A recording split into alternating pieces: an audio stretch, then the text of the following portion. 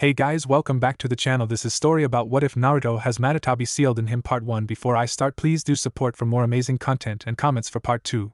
Do consider to subscribe my channel and share my video to your friends and check out the description as well. Let's start the video.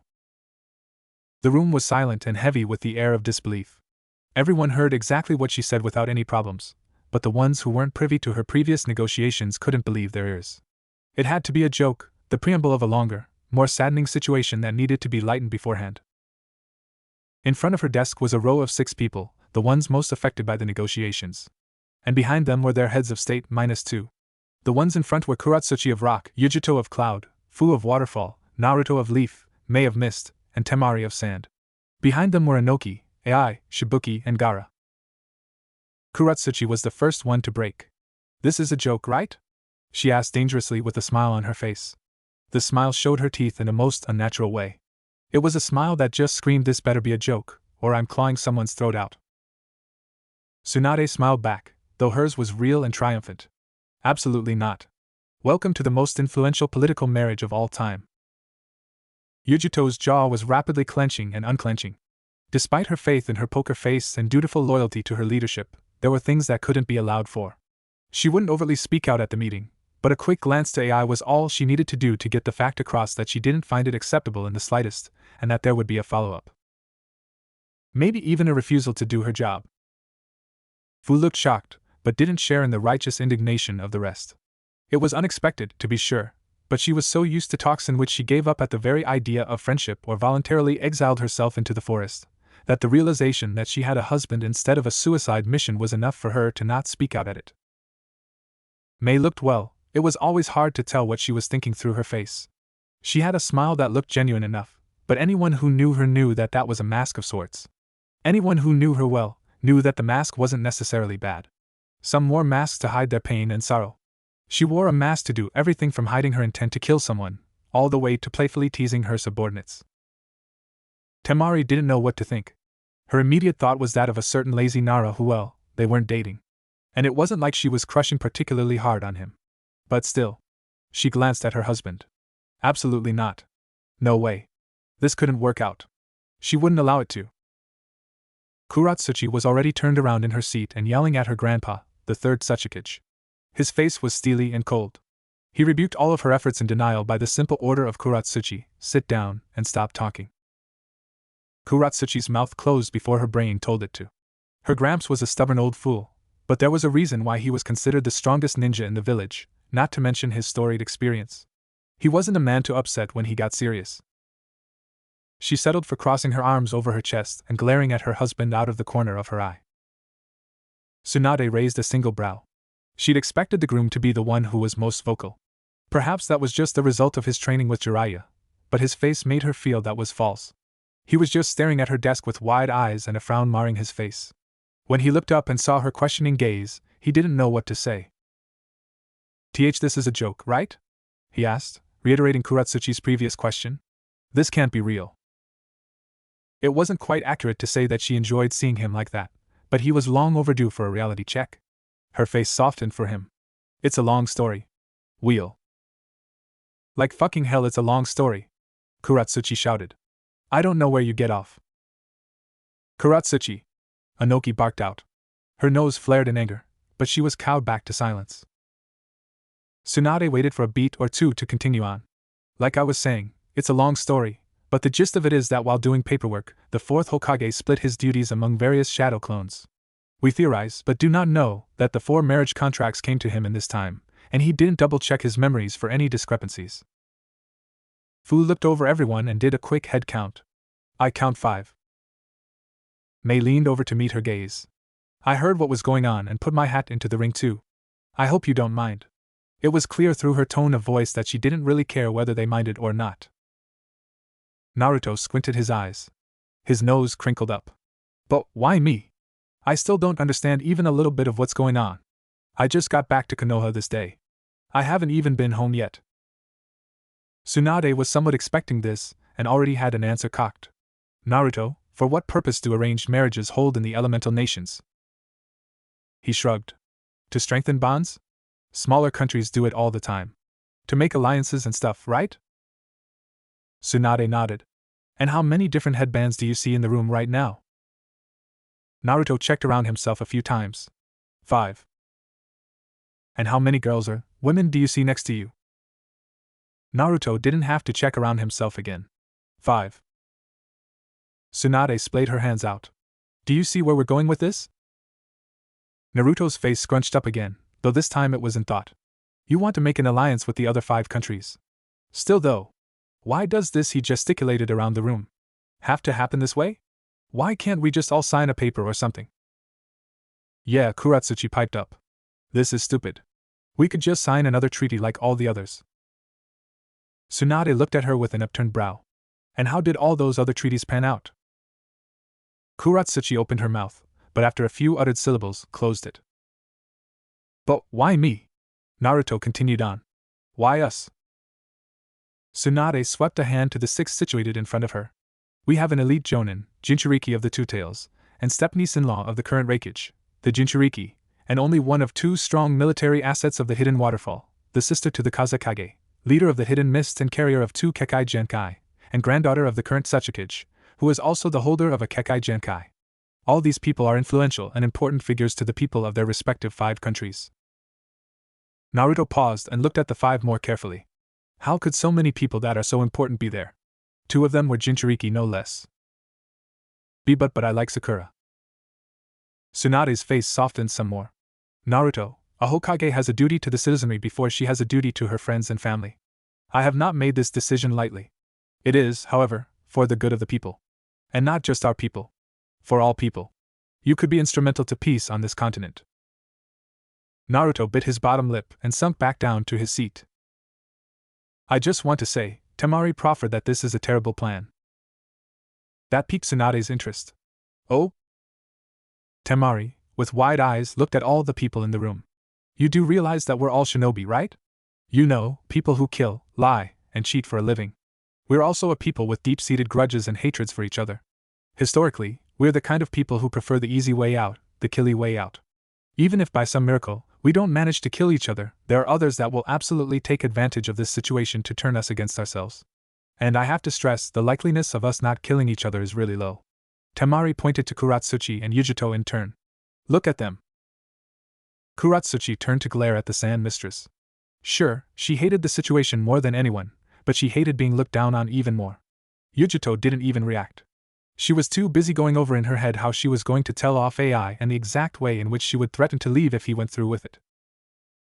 Tsunade looked down on Temari. And you wouldn't risk it? Sure, I have no real idea that any of you don't have ulterior motives. She turned her gaze to the 4 heads of state behind the now harem, but if there's even a 1% chance of this working, don't you want to try it out? Hunger gone. Military engagements gone. Inordinate suffering gone. If we could put less money into figuring out ways to kill each other, we could put that money into things like infrastructure, and mass education, and a focus on technological developments. Us heads of state are already planning a way to pool our resources in a way that could develop our poor regions. This could change the world.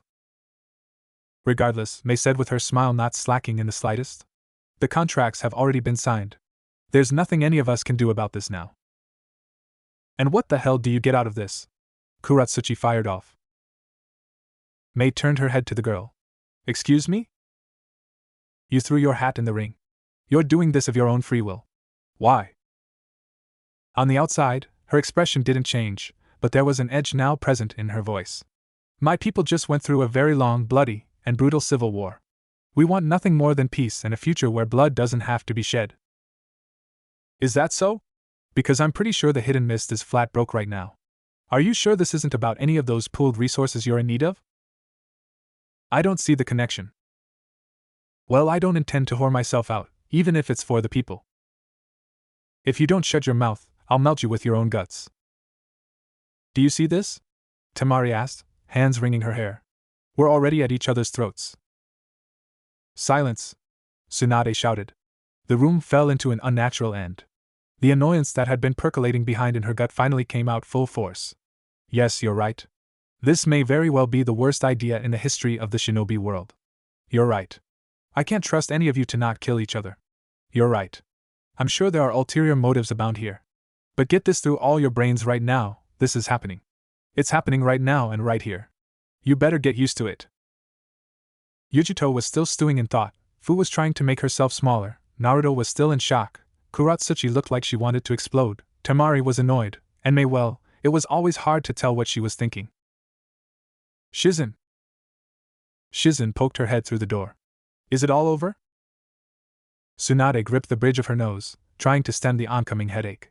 Show them all to where they'll be staying. Yujuto stood up, practically knocking the chair back from the force.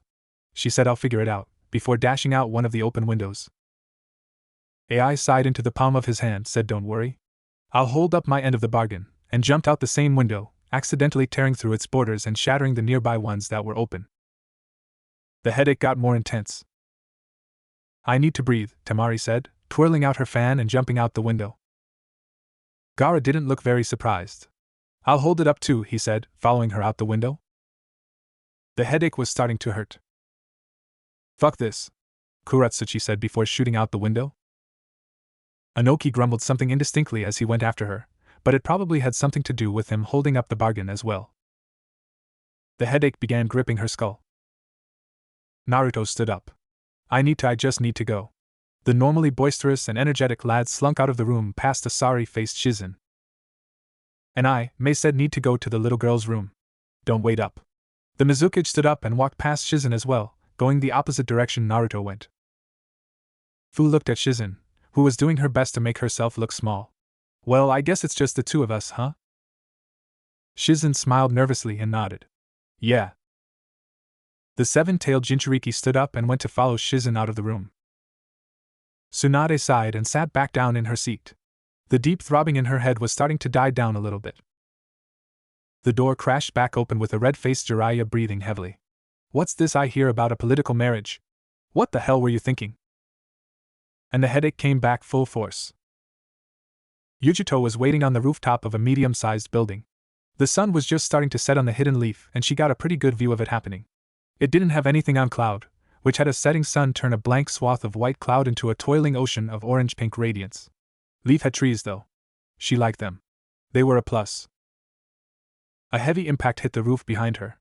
She knew it was the rakage just as a child would know a parent's footsteps. Although it would be quite a stretch to call him a father figure, he was a constant in her life. One of the few. Yujuto turned around to him as slowly as she could. A heavy frown marred her face. What were you thinking? She spat out. His face was steely. He normally wasn't like that. Whenever someone refused his orders or insulted him without reason, he was more likely to get into a shouting match, which would very likely end up with the opposing party with a few smashed ribs, rather than the detached veneer of someone disinterested in another's plight. I made the decision almost 17 years ago. I did what I thought I had to do for the good of Kumo. His voice was moderate and reasoned, a far cry from the usual. Regardless, you can offer someone else up for the job, because I'm not doing it. Yujuto. Nope. I refuse. Yujuto snarled out. I have been a loyal ninja to Kumo for as long as I have lived. And for what? My childhood ruined. My adolescence ruined. Christ, things have only just started to get better for me. And you want to do this? I've trained until everything hurt. I've borne the hatred of the village. I've lied, killed, and stole for the good of the village, and this is how you repay me? By just shucking me away like a useless noble with a penchant for linen rather than steel? No, I refuse. AI didn't do anything for a very long time, and when he did, it shocked Yujuto to the core. He got down to his knees, touched his forehead to the cold, dirty ground, and said, I'm sorry. Yujuto stared at him with wide eyes. It was like watching a rabbit try to hunt a bear. Completely foreign, confusing, and somewhat pitiable to watch. News of the fourth Hokage having a baby reached me at a time when my brother was just getting used to being a Jinchuriki. In all honesty, I still didn't trust the demon containers. There were others available to the job, others that were more within the age range, but I wanted you gone. I thought I would have too much on my hands trying to get my brother to stay with me without having to worry about you as well. If it went well, we had an easy ally that took care of a problem Jinchuriki, and if it went bad, we had all the justification and rallying cry needed for war. This thinking was wrong, and I apologize. Yujuto gulped. It was difficult seeing him like that. Rise, she said. AI got up from the ground and stared at her with the same steely expression as before. Yujuto pursed her lips and looked to the side. So what's the plan then? Kill them all? Make it look like it was the one with the black hair. AI walked up to her and planted a single hand on her shoulder. I want you to try. Yujito's brows furrowed in confusion. What? AI's eyes went half-lidded as he looked away at the sunset. It's pretty, isn't it? Doesn't have anything on Kumo, but still, it's pretty. Yujito followed his gaze. What? She repeated. AI sighed. When I was younger, the only thing I wanted to do was to go to war. Expand our influence, and power, and bring stability to the world. Now, all I want is for peace. So no, I don't want you to kill anyone. I want you to try. Yujito's face soured. You really want me to get married? Play the wife? Play the happy woman who waves at the ninja of cloud? She shook her head. No, I really do. I don't want you to play, I said, cutting her off. I don't want you to pretend to do anything. I want you to try. Earnestly. Really. With all your might, I want you to try. AI paused for a bit to let what he said sink in, then said, I know you don't have any friends back in Kumo. Or any romantic prospects, or any real attachment to our home other than your sense of duty. If it doesn't work out, I'll try to convince the others that another choice would be better. AI turned to look her in the eye, but if I find out you didn't try 100%, I'll demote you to a genin. Yujito pursed her lips again. Matatabi had been strangely silent. She didn't know if the cat was asleep, or just formulating a deep and inquisitive response, but she really needed that cat's advice right about now. She'd try. She owed AI that much. Anything else was out of the question, however. She didn't do seduction missions and she didn't do prostitute missions. Yujito was a proud ninja of the hidden cloud. She'd do her mission as it was assigned. No more, no less. Gaara found his sister at the top branch of a tree overlooking Konoha. He floated up her and they stood, side by side, for a few minutes in complete and utter silence. I'm sorry, Gaara said finally, breaking the silence. Temari sighed a deep sigh. It's fine, I guess. Gaara turned to look at his sister a bit more seriously. You're taking this better than I thought you would. Temari shrugged. Everything's going to implode in on itself anyway. There's no way this could be sustainable. What upsets me the most is that you didn't even tell me beforehand. Gaara looked down at his feet. Just because of me, everybody was scared of approaching you. Not everybody, that one fellow seemed nice, but Gaara trailed off. You didn't have any friends or crushes or dates or anything else. All because of me. I drove everybody away from you and Kankuro. Temari turned to look at her brother more seriously. Wait, you doing this because you want me to date your best friend? Not going to lie, that's pretty twisted. Gaara sighed. Father was the one who signed out the marriage contract in the first place. I got an ego from Konoha saying that there were copies of not only yours, but 3 others in Konoha as well, and was invited to the negotiations. Granted, I could have refused, but Naruto's been through a lot. He's just like me, and you to a greater extent. I think you two would work well together. And I never really liked that Shikamaru. Temari thought back to all her interactions with the blonde-haired Uzumaki. They weren't that favorable. He was brash and bold and didn't think things through. He ran into situations instead of evaluating them. He may have grown from a pipsqueak into a rather well-built teenager, but the mind doesn't change so readily. I'll stick with it until it explodes. Don't expect me to leap into harm's way to protect him or anything. As soon as shit gets tilted, I'm out. Gaara closed his mouth. Fair enough. Try to keep an open mind though. I think this could work out. Temari huffed. I doubt it. Kuratsuchi didn't get very far before her grandfather flew behind her and tapped a finger between her shoulder blades. She fell to the floor with nary a grunt as the force of gravity on her body tripled over the course of half a second. Once she was on the ground, she was huffing and puffing for air. The force of gravity on her chest made it a struggle to even expand her sternum. Anoki sighed and lifted his finger, releasing the gravity technique. Kuratsuchi pushed up from the ground and started heaping in great amounts of oxygen to her lungs. Once she was a full breath, she glared at her grandfather. Why? You know why? No. I don't.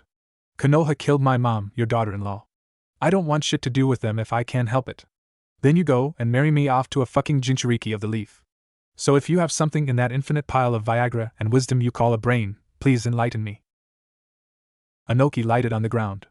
His full height was barely taller than her when she was on her ass. Don't think I don't have my fair share of a grudge against Konoha. If you can't recall, I was in every single shinobi war and in every single one of them, we were pitted against each other. I've killed my fair share of leaves, and the leaves have killed their fair share of my friends and family. So why this? We should be thinking of ways to get rid of them for good. Is this marriage thing a ploy or something? Anoki's perpetual frown deepened until it looked like his face was split in two. When I first signed that treaty, we were just out of another war. This one claimed your mother's life. By that time, I had already seen too many of my friends and family die. I don't want there to be another war. I don't want to lose you, or my son. But why can't it be someone else? You're not going to be the third for much longer. When you die, I'm just going to be the granddaughter of a dead guy. Everything will work out fine. Look, I'm not asking you fall in love with him, or bear his children, or to even like him. Just don't kill him. And you probably shouldn't try to piss him off either. You're right. He is a Jinchuriki, after all. Kuratsuchi's frowned and looked off to the side. Dad know about this? I informed him, yes. You're not really giving me much of a choice in this. Fine, I won't kill him. The trees are a nice change of pace, after all. Might as well try to have fun. Kuratsuchi stood up and went to follow the secretary's chakra signature. She might have been overreacting before. It wasn't like the treaty was going to last. At worst, she would be kicking back in the hidden leaf for a year or so. Before she went off after Shizen, she turned around and said one last thing. Oh, and if he comes onto me, I'm gelding him. Just so you know. Fu stepped trepidatiously into the doorway. The house was pretty big. Not exactly a mansion or anything, but there were enough bedrooms at least. Well, almost enough. 5 rooms for 6 people. She wouldn't mind roughing it though. A couch was always better than the bundle of leaves she called a mattress. The house looked like no one had ever lived inside of it. Fu almost expected a real estate agent to poke a head through a door and greet her with a patently fake smile. Or she would if she had a more whole understanding of the real estate market. Shizen shifted nervously behind her. It's part of a housing development in Konoha. No one ever bought it, so as long as you're in Konoha, it's your home. Fu looked to her with a confused look on her face. As long as I'm in Konoha? Doesn't it belong to me even when I'm out? Oh, sorry. Not like mine. Like partial ownership. I guess it would have to be a 6-way split.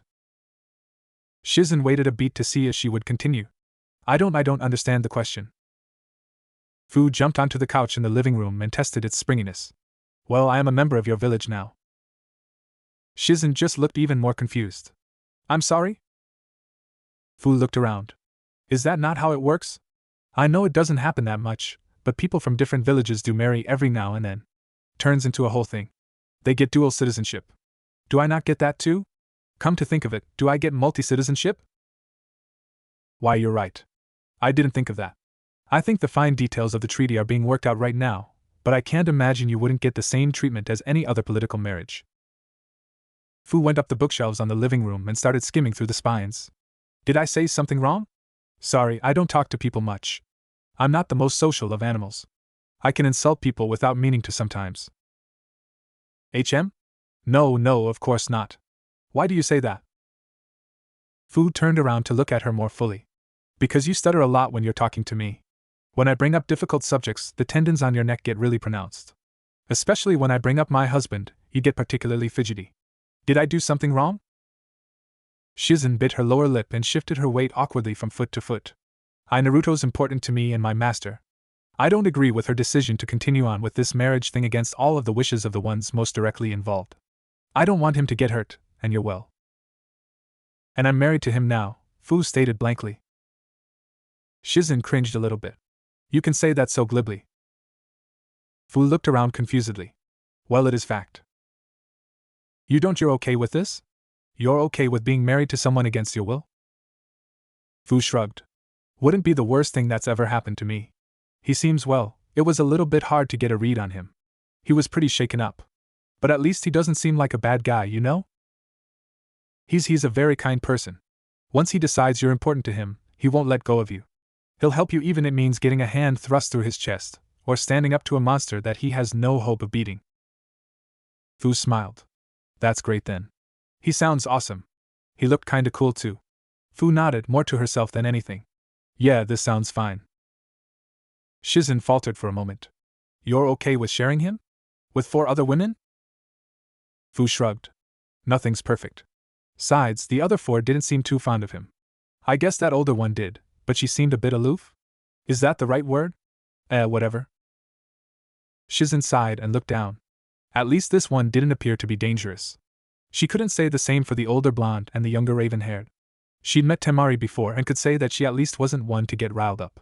As for Mei, there was a knock at the door, bringing Shizen out of her mind.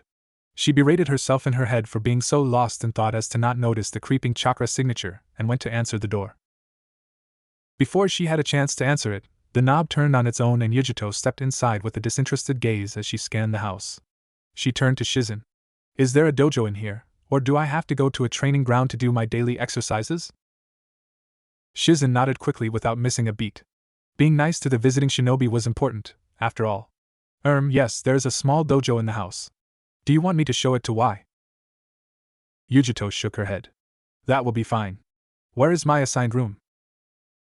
There are no assigned rooms. You and everyone else will just have to figure it out amongst yourselves, I suppose. One of the corners of her mouth tilted downwards. She had a feeling there was going to be a lot of arguing over those rooms. I see. Hey, Fu said excitedly as she ran up to the militaristic woman. I'm Fu, it's nice to meet you. She thrust a hand forward, only enhancing her look of elation. One of Yujito's eyebrows raised slowly. I'm Yujito, she said, gingerly taking the younger girl's hand in her own, almost like she was handling something either dangerous or disgusting. Fu leaned forward a little bit. Yujito. Yujito was a bit confused. What? Fu's head cocked to the side. You don't have a last name? Yujito planted a single step backwards. That girl had no idea of what a personal space bubble was. Yes, I do. It's Ni. It's only polite to offer your full name before expecting someone else to do the same, after all. There was an edge in her voice, clearly annoyed by the girl's social faux pas. But I did. My name's Fu. Just Fu. Oh, is that a cultural trait of hidden waterfall mononyms? Nope. Yujito waited a few seconds for Fu to elaborate on that, but when nothing came, nodded to herself, almost like she was expecting it, and started walking past her. See you in the morning, I guess. Oh, wait, you're a Jinchuriki, right? Yujito paused and looked down on the girl. Yes, I am. I'm the host of the two-tailed demon Death Cat. Fu said with a small amount of wonder. That's a pretty cool title. I've just got the seven-tailed beetle. His name's Chomei. He's pretty cool. Yujito looked the girl up and down a few times. The happy-go-lucky types never sat well with her. They were always too unpredictable. Right, Yujito said while nodding. Matatabi's pretty cool too. Now, it's late and I want to. Is this where I'm supposed to be? Yujito, Fu, and Shizen turned to look as Temari walked in through the door with a careful expression. Guess it is. Where's my room? We have to figure it out amongst ourselves, Yujito said. Right, Temari looked around. Food? She asked. I haven't had anything to eat yet. The refrigerator is stocked, Shizen said. Great, Temari said hungrily, making a beeline to the larder. Yujito was fine going to bed as she was, but if there was tasty food to be had, she had no excuse for not being a part of it. Fu just followed the two of them as they made their way to the fridge. I'm sure Tsunade needs me, Shizen said, making her way to the door. Please don't do anything terrible to this house. Right, Temari said, only half listening as she opened the fridge. Fu's face lit up like a Christmas tree when she beheld its contents. There was ham, chicken, eggs, beef, fruits and vegetables, sauces and condiments, and everything and anything she could never afford but had always wanted. Temari clicked her tongue. I guess it is a bit too much to ask for leftovers. What? Fu exclaimed boisterously. How can you be upset by this? This is so awesome. There's, like, pig and cow and chicken and ketchup. Freaking ketchup. And there's a whole bottle of it. Fu bolted forward, grabbed a hold of the leg of ham, and slapped it on the table behind them. We're going to eat this. No, Yujito said, grabbing the meat just as quickly as it was out and putting it back in the refrigerator. Do you know how long it takes to prepare meat of this size? It's already around 9. I don't want to be up until midnight helping you cook food. Fu crossed her arms over her chest. Then I'll make it myself. Do you even know how to operate an oven? Yeah. Okay, prove it. Fu stomped her way to the oven and stared at the buttons for a few seconds. Then a few more seconds. Finally, she carefully pushed the big one on the side, only for it to beep out at her in protest. Erg, Fu growled, starting to push buttons on the screen wantonly. Why doesn't this work? Yujito grabbed an apple from the fridge and bit into it. Because it's proof against children and people who don't know how to use ovens, she said after swallowing the first bite. If you really want it that bad, I'll help you out tomorrow. For now, just try to get something simple for yourself. Fu puffed her cheeks and groaned, but eventually relented. There was so much wonderful food in there, and she had to settle for something simple? That wasn't fair. Not even a little bit. The door banged open and Kuratsuchi walked in with one hand rubbing her shoulders and back. Is this where I'm staying? Nice duds. Hey, Fu said excitedly. Wanna make some ham? Kuratsuchi's eyebrows knit together. What, like leg of ham? No way, that'll take way too long. Plus, I'm not even hungry. Fu deflated. How about tomorrow then? Kuratsuchi shrugged. I dunno, she said as she walked to where she assumed the stairs would be. Oh, and I've got dibs on the biggest room. Once she was out of earshot, Temari leaned against the countertop and crossed her arms over her chest. That's a bit of a switch of character, huh? Yujito nodded. Sorry, what was your name again? Temari of the Desert. You. Yujito ni. And I'm Fu, Fu said, rushing forward to offer her hand. Temari took it in her own with a half-smile. Nice to meet you, hopefully we'll get along for as long as this lasts. Oh? Yujito asked.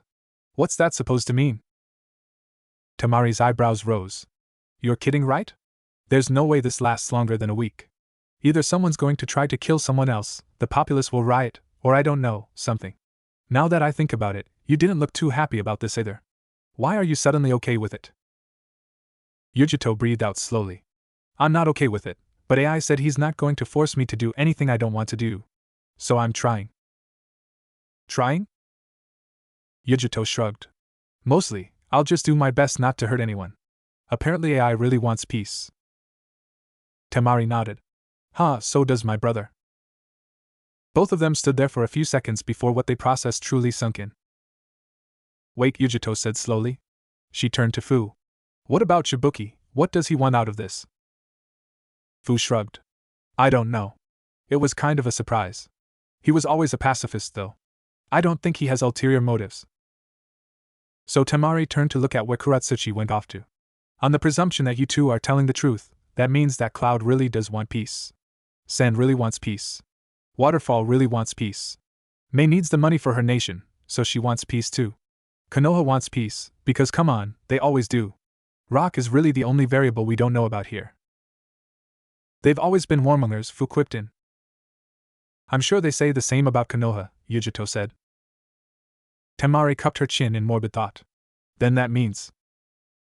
The door opened again to show Mei walking in sedately. She quickly noticed the three in the kitchen and walked over to them. Hello? Has everyone claimed their rooms yet? Fu said uncertainly. What was her name again? Kuratsuchi, Temari said. She said she was claiming the biggest room. We haven't been up there yet. So go ahead. Maybe later. Is there anything appetizing in the refrigerator? Mei asked as she opened it up. Nothing ready to go, Temari said. Mei was already reaching in for the eggs, milk, and ketchup by the time Temari finished speaking. Surely you're capable of making something for yourself? Well, yeah, Temari said indignantly, it's late, is all. That's no excuse, Mei said, putting a pan on the stove and setting it to medium-high. What are you making? Fu asked. Mei grabbed a bowl out of one of the cupboards and started mixing the eggs and the milk together. An omelette, she said. Oh, can I have one? Of course, Mei said with a smile. Temari leaned next to Yujito while the other two were busy conversing. There's a chance that this could be permanent, couldn't it? Yujito toyed around with the notion a few times in her head. Fuck. Naruto was in a dark room. He tried to turn on lights, but the electricity had been cut off. That was okay though, he could see the room he was in fairly well from the light of the moon coming in through the main window. His chest was gripped with confusion and sorrow at what he saw, or more accurately to say, what he didn't see. All of his furniture was gone. His pictures and their frames, his plates, his chairs, his bed, even his clothes from off of their hangers. And he'd spent so long getting the place in immaculate shape before he left with Jiraiya. Now it was all gone. There were even little outlines on the ground from the change of worn to not worn flooring that showed exactly where the articles had been. That had to be the worst part of it. That he could just barely make out what might have been what was supposed to happen. Naruto sat down on the hardwood floor and cupped his chin in his hands. His room had a good view of the monument, and now that was all that the room had. He had nothing left. He didn't know how long he had been sitting in the emptiness of his apartment, but it was long enough to see the sun set and the moon change slightly in position. The door to his apartment opened up. It wasn't an intruder. If it had been, he wouldn't have heard the footsteps coming up behind him. They were heavy and made the floors creak under their weight. "Hey Naruto," Jiraiya said with uncharacteristic somberness in his voice. "You okay?" Naruto sighed into his hands. "I don't even know what I don't know." Jiraiya sighed as well and sat down next to him. "Apparently, the fourth Hokage signed different documents before you were born that put you into an arranged marriage with 4 other girls from 4 nations, all hoping for a political marriage with his unborn son. Tsunade thinks it was because he was doing paperwork with shadow clones and the proposals all came at the same time. About 2 months ago, Inoki unearthed his and brought it forward to Tsunade. When they looked for the copy kept in Konoha, they realized that there were 3 others. She sent word out to the other 3 nations without expecting an answer back, and got one from all 3. Mei, the new Mizukage, got wind of it and put herself forward as a marriage candidate. They'd been figuring out the details for about a week now before you showed up." Naruto took a second to absorb and dissect the information dump heaped on his head. There was one thing that stuck out in particular. Something that wasn't accounted for. But why me? Why sign that before I was even born? Jiraiya took in a deep breath and let it out as slowly as he could. That wasn't something he'd wanted to bring up ever, if it could be helped. He was going to figure it out eventually, especially with all the diplomatic bullshit going on, so no time like the present to rip off a band-aid. The reason why is because the 4th Hokage, Minato Namake's he was your father. Naruto was deathly silent for a fairly long time before looking up to Jiraiya with his eyebrows scrunched up. "What?" he asked. Jiraiya sighed, but said nothing more. But that doesn't make any sense. Why would he put the Kyuubi in me? Why did I have to live like an orphan? Why didn't anyone tell me?" Naruto shouted the last part out, tears flinging from his cheeks. "This can't be real. This has to be an illusion, or something." Jiraiya patted him on the shoulder. Small, silent sobs started to rack Naruto's chest. "No one really knows what happened during your birth. The only thing we know for certain is that the Kyuubi got out, and your parents killed themselves protecting, sealing, and saving you from it. The reason the third and I never told you was because, well, let's just say that your father racked up a lot of enemies in his lifetime. You would have been in danger. And also, I think your father would have preferred it this way. He would have wanted you to be seen for yourself, instead of the son of a hero." "Everyone only saw me as a monster," Naruto spat out bitterly. Jiraiya looked down on Naruto more seriously. "Naruto, listen to me. Minato, your father, could have resealed the Kyuubi back into your mother, but he didn't. He could have sealed it into something temporarily so that I could dispose of it properly, but he didn't. He could have done any number of things that didn't involve you with the Kyuubi, but he didn't. He sealed it into you. I think it's because he saw something that day. I think he had a plan when he put the Kyuubi in you." Naruto was silent for a few seconds. "Resealed? It was in my mom before me?" Jiraiya grimaced. "Yes, you're the 3rd Jinchuriki of the Kyuubi. The first one was Mito, the wife of the first Hokage, and the second one was your mother." Naruto sniffled loudly and wiped the tears from his eyes with the cuffs of his shirt. My mom. What was she like?" Jiraiya leaned back, propped up by the palms of his hands on the hardwood floor, and gazed at the monument faces with Naruto. "She was a terrific woman," he said with a smile. "I think you mostly take after her. She was brash and bold, she didn't take no for an answer, she loved you more than the world." Naruto opened the door to the well-sized house as slowly as he could.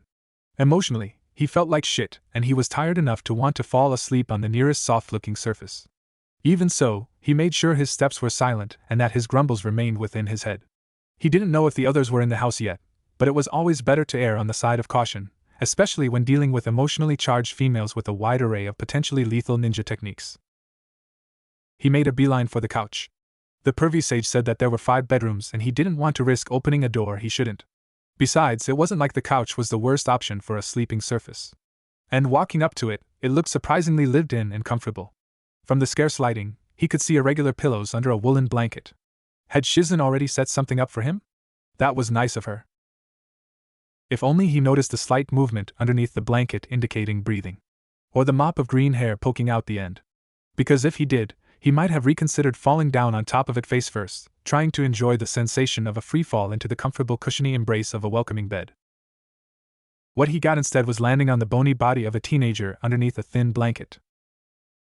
Fu shrieked, punched and kneed him in the chest and gut, scrambled out from under him, and called her signature technique, double water swords, to her hands.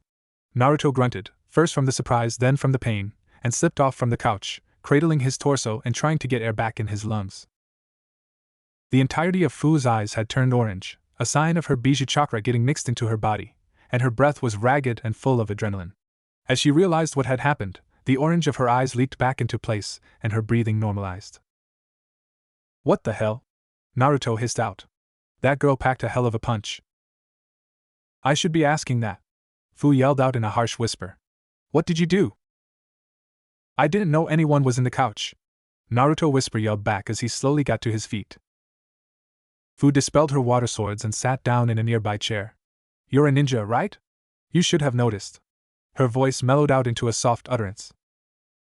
Naruto pulled himself onto the couch in a sitting position and rubbed his sore chest.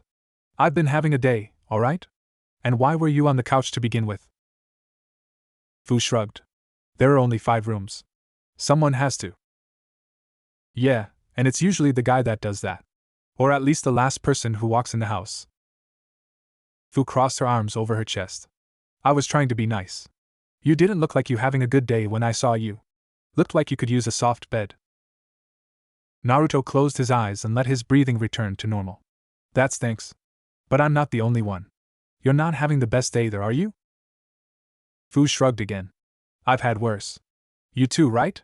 I mean, you did just get married to 5 beautiful women, one of which is a bodaciously awesome person. Fu smiled at the last part, putting it in as soon as she thought of it with a thumb pointed in her direction and a bubbly smirk.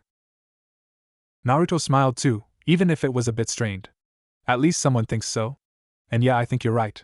This isn't the worst day I've ever had. I've just gotta think positively. Fu nodded appreciatively and a small, somewhat tense silence fell over them. Well, Fu said, putting her hands on her knees and standing up. First things first, my name's Fu. Nice to meet you. She extended her hand out to him. Naruto smiled and clasped her hand in his own. Nice to meet you too. And thanks, I guess, for not killing me. Can't say the same for the others. Naruto muttered the last sentence under his breath, though Fu still heard it. She sat down next to him. They're not that bad. Yujito's nice. A bit cold, but she's nice deep down. Tamari's pragmatic, I guess. Mei's, she's honestly a bit scary. Scary in a good way though, if that makes sense. And I haven't talked to Kuratsuchi yet. But I don't think you have to worry about her. She's more bark than bite, I can tell. Naruto smiled tiredly. And you are nice. Nicer than you should be. Fu punched him lightly and unsurely on the elbow. She wasn't sure if that show of affection was too familiar or not. We are going to be seeing a lot of each other. We might as well make things good, right? Naruto smiled, this time a tad bit more sincerely. Yeah, you're right. What's all the racket?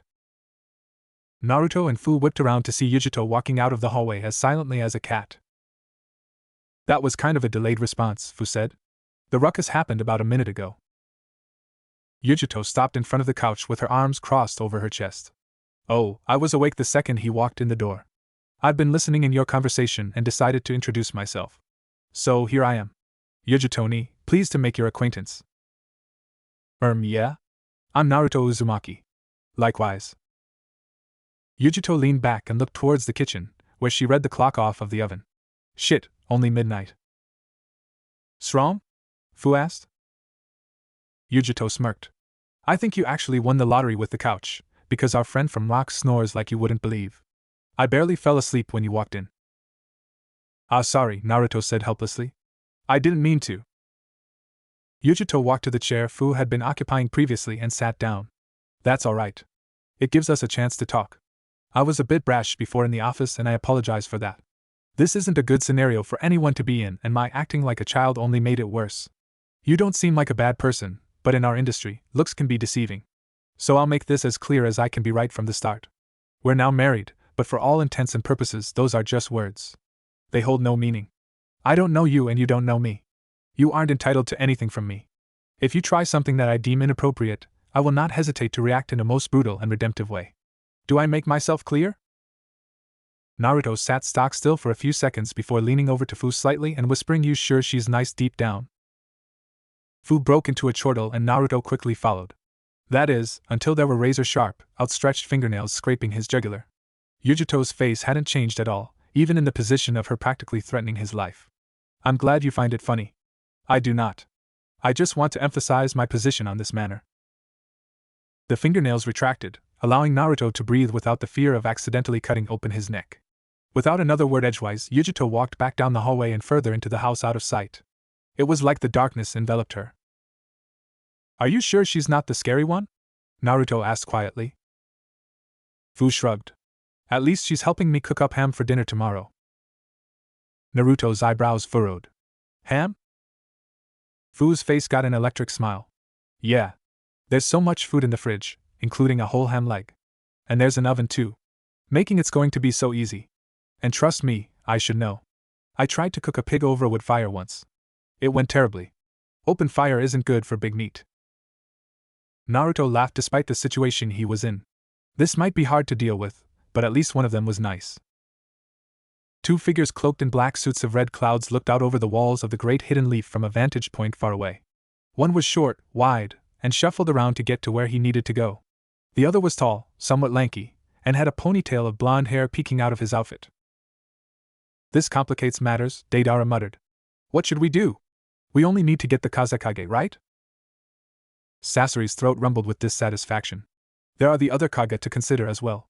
Along with the two Jinchuriki. We won't win if we go with a frontal attack. We should pull back for now.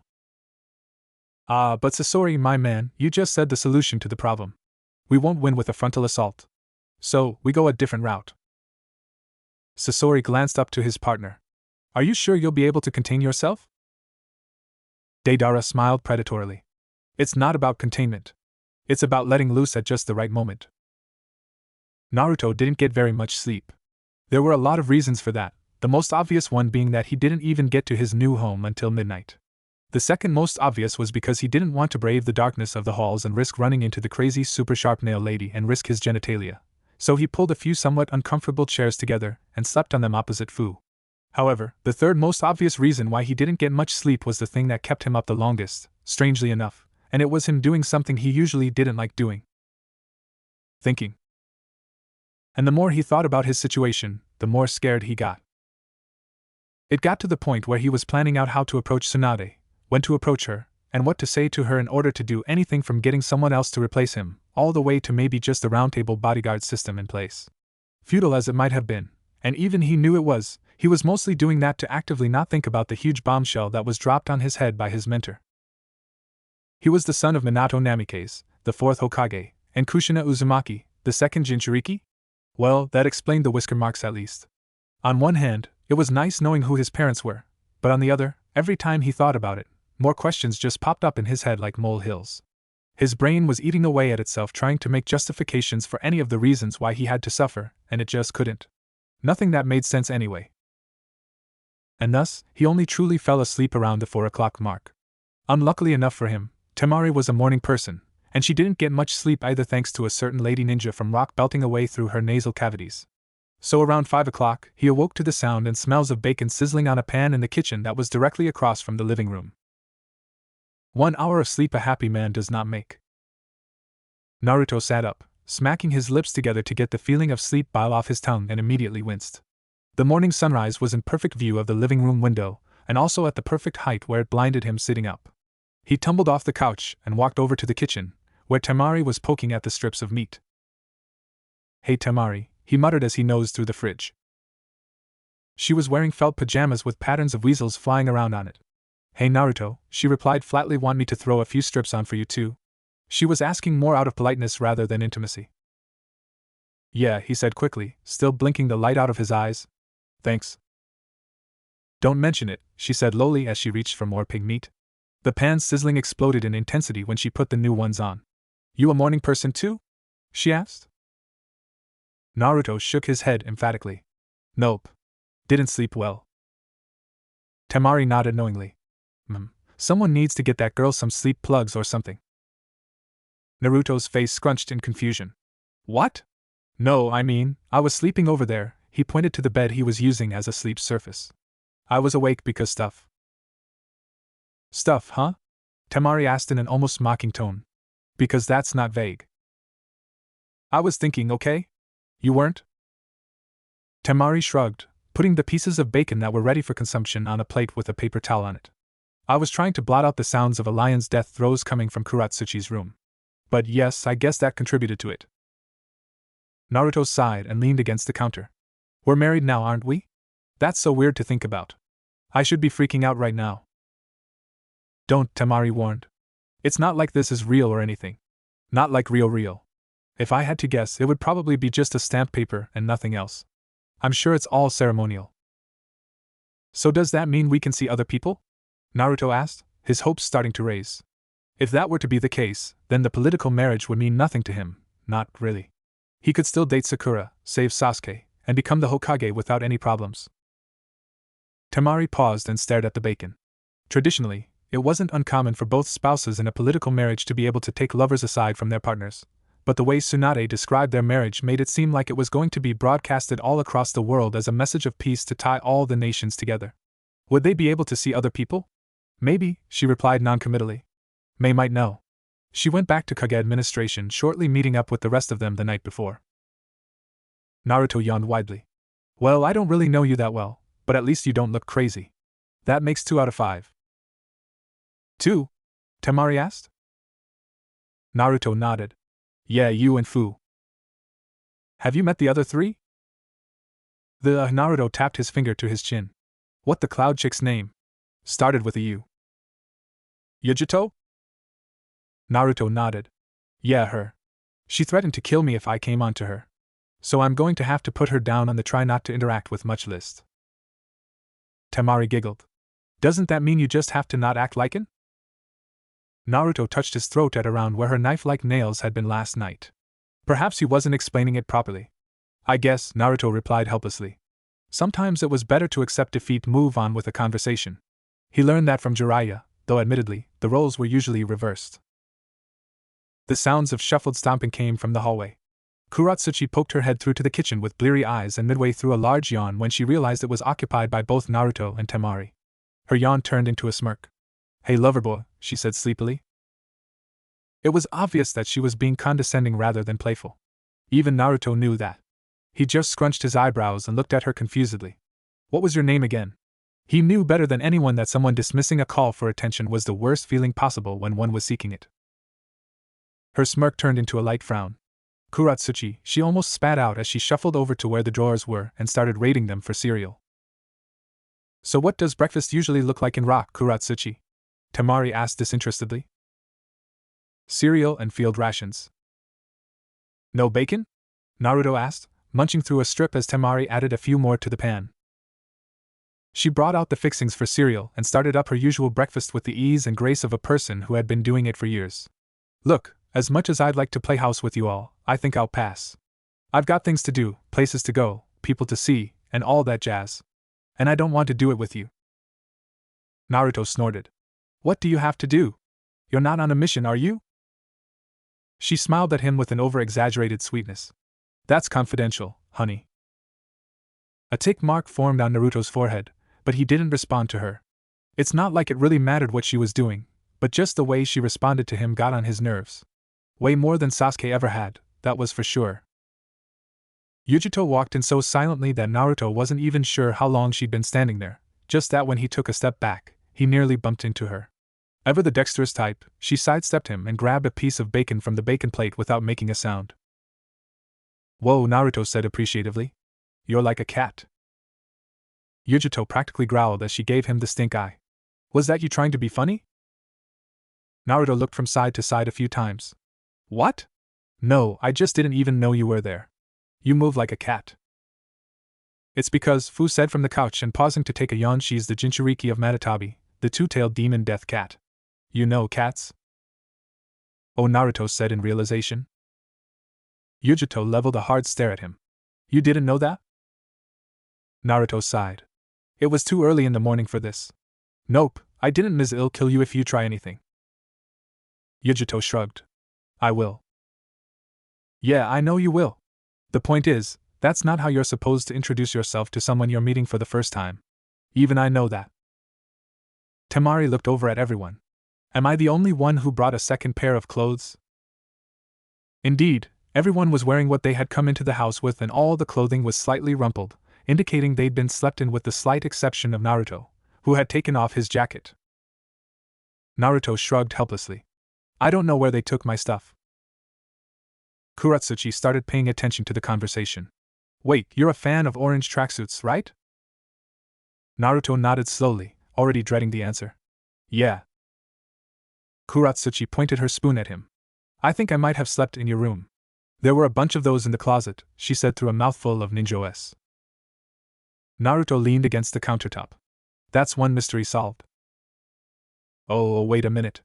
Does that mean the penguin sleeping cap was yours too? Naruto nodded. Oh, I didn't know my honey was such a softie, Kuratsuchi said in a baby voice. The tick mark returned with a vengeance. And I didn't know that, my dearest. Don't. Temari warned. She's just trying to get a rise out of you. Naruto took a deep breath. He might have been able to deal with the situation better if he had gotten more sleep. Too bad that didn't happen. Kuratsuchi just sat back with a smirk on her face and continued eating her cereal. He already really fucking hated her, and could already tell they were going to get along like C4 and an electric charge. Fu tumbled out of the couch, blearily mumbling too early. You're a ninja, Yujito said sternly. You should be able to get out of bed at a moment's notice. I can, Fu said defensively. But what kind of masochist wants to wake up at 5 o'clock? Temari, Kuratsuchi, and Yujito all raised their hands. Fu pouted at them. I'm surrounded by weirdos. Hear, hear, Naruto said, making Fu huff a few breaths of laughter out. Is that bacon I smell? Mei asked, obscured by the hallway. Yeah, Naruto said emphatically, going for another slice. It's really good tea. He didn't get the last part out because his windpipe suddenly got obstructed with semi-chewed pieces of bacon. The reason for this was from the involuntary gasp when he saw what Mei was wearing. Or wasn't wearing, for lack of a better term. Because Mei was a woman who was used to sleeping and living alone, she had thusly not packed suitable sleeping attire that covered her body very effectively. She had also forgotten to put her normal clothes back on that morning. Basically, she was wearing a nightie so sheer that it was encroaching on lingerie levels. Yujito started patting Naruto on the back to help get the meat out of his throat while he hacked away. Kuratsuchi whistled appreciatively. Is that part of the Kekai Genkai too? She asked slowly, pointing her spoon at the two memories. It seemed Mei didn't hear that snippet as she approached and opened the fridge like she wasn't practically naked. Fu was staring at Mei the whole time as she did it with wide eyes. Temari spared a glance, made a sound like a mixture of a huff and a scoff, and went back to her cooking. It was an obvious ploy for attention, especially from the only male variety in the house, who was just starting to cough out the rest of the bacon stuck in his lungs. How old was she? Shouldn't she be acting more mature? As soon as Naruto was done coughing, he stood up straight and made sure to divert attention away from Mei. Even so, his face was a dangerous shade of red and there was a major threat of nosebleed. His constitution wasn't so low that he'd pop a boner at the mere mention of sexuality, but he was afraid of what might happen if he stayed there. Right, he coughed into his hand as he beheld the contours of the counter. Well, I'm going to talk to Granny. She's probably up by now. Mei's face scrunched up in worry. And what about breakfast? It's the most important meal of the day, you know. Naruto nodded, still refusing to look at her. He didn't trust his eyes not to wander, and he also didn't want to set a bad first impression on the people he had a feeling he was going to be seeing a lot of. Oh yeah, I know. I'll get something more satisfying on the way, he said on his way to the door. 6:30 a.m. Tsunade groaned as she stretched her back out. She'd been hunched over her work for so long that when she tried to bend the other way, there were audible cracks as her vertebrae sorted themselves back out. She was getting too old for this shit. Of all the monumental achievements bequeathed to society due to the advancements of chakra utilization towards domestic use, why couldn't there be a better way to read over and sign documents in a professional manner? Honestly, the amount of times that she considered just moving her bed into her office to do. Granny! The door burst open with a bang and showed Naruto in the middle of the doors, agitated, but not considerably short of breath. There were dark bags under his eyes and his clothes were ruffled. Tsunade was jostled back to attention and looked back at him with dark bags of her own. Not that he'd know, they were obscured by her youth genjutsu. Yes, she mumbled lazily before coughing and straightening out her spine. Yes? She asked again, this time in a more commanding way. Naruto walked up to her desk and placed his palms on the table. See, could you RRG? He had planned out how to ask her beforehand, but his words just kept getting muddled in his mouth. Fuck it. He was a man of action anyway. This isn't going to work. He finally got out. Tsunade let her back slump forward and caught her head by the bridge of her nose with her fingers. There's no stopping this. I know. It's just okay, so one of them's nice. That's great. She's great. Good. Her name's Fu. One of them, I don't really know that well, but she's okay. Tamari and I get along fine enough. One of them, the one from Rock, I cannot stand. She's such a... Naruto, Tsunade warned. That's such a kid still in the village here, and the walls have ears. Don't say something you wouldn't say to him. Naruto huffed and crossed his arms over his chest. Even he has to know that his granddaughter's a bit of a cunt. Oh Christ, Tsunade muttered as she started to rub her temples. And another one, the one from Cloud, Yujito, she threatened to kill me if I came onto her. Which okay, yeah, I get it, don't come onto her, but those were the first things she ever said to me. It was unprovoked. And then, she did this weird nail elongation thingy and put M to my neck. And those things were sharp. I think the lines are still showing on my skin. Naruto tilted his head back till she could see. Tsunade peeked under his chin. He wasn't lying. And I'm pretty sure the last one's an exhibitionist, Naruto said conclusively. Tsunade shrugged helplessly. I don't know what you want me to tell you. At least none of them threatened to kill you outright. That's a plus, right? The status of me not having a death threat should be normal. Tsunade splayed her hands out to the side. Yes, and you're going to have to deal with it. Naruto's face scrunched in frustration and he even took a deep breath like he was about to yell, but he let it out through his nose at the last second. He took a few more deep breaths and sat in the chair opposite Tsunade. Okay, I get it. It's going to happen. But that doesn't mean I have to live with them, does it? It's all just words on paper. Why did you pack up my apartment anyway? My things were good where they were. Tsunade slapped her hands down on the desk a bit harder than she maybe should have. Look, Naruto, the only way any of you are going to get along better is if you spend some time with each other. So yes, I took the liberty of sending your apartment to the house in the biggest room there. And that's a good house, might I add. You would have had to spend your whole life doing missions as a genin if you wanted to even put a down payment on it. Naruto took a calming breath and leveled his tired eyes back onto her. Do I have to spend much time with them? Yes. Naruto flipped his hands through the air in a show of barely restrained consternation. Why? Were you not listening last night?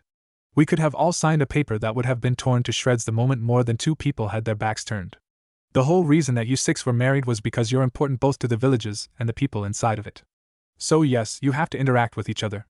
Because if our ninjas see you 6 living together, and they know that you all haven't managed to kill each other, then they might think, maybe our mortal enemies aren't so bad if they're managing to keep the violence to a minimum. So I just have to act? Please don't. You're bad at acting. Just don't kill them. I know you. You won't do that because you're a good person. You're the person I put my faith in, after all. Naruto lowered his gaze. There was a bit of shame rising from his chest. See, can I at least see other people? Naruto asked lowly. Tsunade sighed and looked down on him with a sort of combined fondness and moroseness. I'm sorry. During the deliberations with the rest of the Kage and Shibuki, we decided it was in our best interest to not allow mistresses and the male equivalent among the participants of this marriage.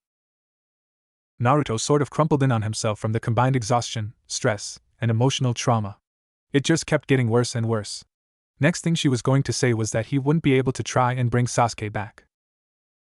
Tsunade opened her mouth to speak, to which Naruto suddenly pointed a finger at her face and said no. Forced marriage or not, I'm bringing Sasuke back. This isn't going to stop me and I don't care what you have to say about it. Tsunade's eyes colored with a hint of amusement. That's okay, you can do that. I was going to ask how you slept last night.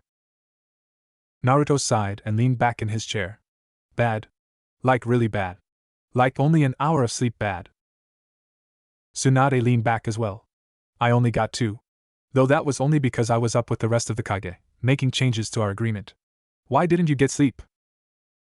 Naruto shrugged helplessly. How could I? Just found out I'm being forced into marriage with people I don't know.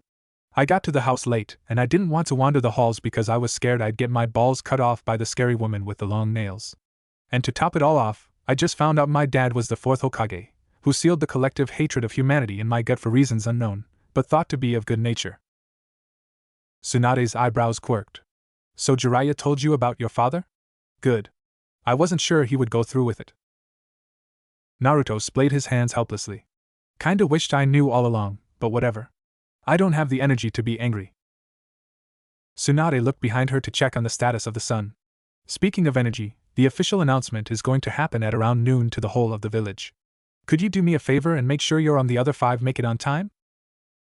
Naruto's eyes went half-lidded. You were going to refer to them as my harem, weren't you? Tsunade let a bit of her exhaustion show through. It was a long night, she said, as if that was a perfectly reasonable excuse. Naruto got up slowly, gave her a somewhat mocking salute, and exited through the door. 7 a.m. Naruto went to his favorite training ground next. Whenever his brain was stumped with a difficult question, it always helped to go to a field and train his body and various ninjutsu. Because even if he didn't make any progress on a brain problem, it was heartening to know that at the end of the day, he made progress on at least his combat potential. His ninjutsu arsenal might have been sorely lacking to the common bystander, but it wasn't to him. He didn't need a huge amount of ninjutsu that were really only effective in certain situations because he had the most important ninja tool in the written history of shinobi. He had versatility. Though many might laugh at the mere concept, it was Naruto's mind that was his greatest asset. The thing that got him through most of his encounters with life or death was the ability to think up a solid battle strategy on the fly with limited information, a shit ton of improvisation. The fact that he was unpredictable was the reason why he was a person who was difficult to defeat in battle. Thusly, Naruto's training usually revolved around him training his body and schooling his mind on how to use shadow clones or Rasengan differently. Sparring with himself was actually shockingly useful due to the fact that he got the knowledge of what he did wrong with a punch to his face, either giving or receiving. Unlike other people, who often trained in a specific way or style of fighting, he just focused on fighting.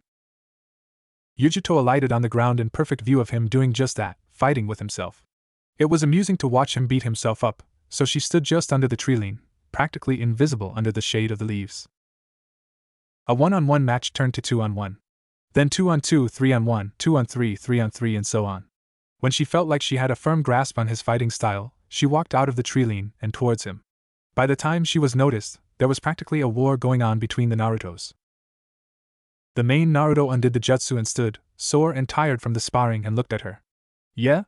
He asked. He had taken off his shirt, and was practically drenched in sweat. Any bruises that were forming were in the process of getting healed right before her eyes. Her healing factor might have been impressive due to her status as a Jinchuriki, but this was just insane. Yujito's eyes didn't move from his. I came to your village's training grounds to do my daily exercises. I sensed your chakra and came over. Naruto was watching her like a man in front of a tiger who he had been told by his friends was friendly, but he wasn't really sure if they were telling the truth. Her voice wasn't quite monotonous or disinterested, but more detached than anything else. Like she was doing she didn't want to do, but was doing it anyway. Talking to him was like eating vegetables to her. Right, Naruto said as he took a step back. What, do you want a tour or something? Yujito shook her head. No, just curious about you. We're going to be spending some time together, so I figured we should establish a rapport. What's a rapport? Yujito closed her eyes and let out a small sigh. Let's call it an understanding of sorts. You threatened to kill me, Naruto stated with a deadpan. I was setting a boundary. Is that what they call it in Cloud? A small, sort of dangerous smile flickered on her face for a fraction of a second. I wasn't sure what kind of person you were, or are, for that matter, so I erred on the side of caution. I wouldn't want to kill you if you tried something you shouldn't, after all. Do I look like the kind of guy who'd do something like that? Looks can be deceiving. And sometimes people are like an open book. You see how my face looks kind of annoyed. That means I'm annoyed, Naruto said condescendingly. Yujito took a while to formulate her answer. Too many thoughts flickered through her mind that she wanted to say but knew that she probably shouldn't. No, she was the adult in their situation. She had to be mature. In the end, she decided to go with the best policy, honesty. Her face hardened as she said, I'm trying my hardest here.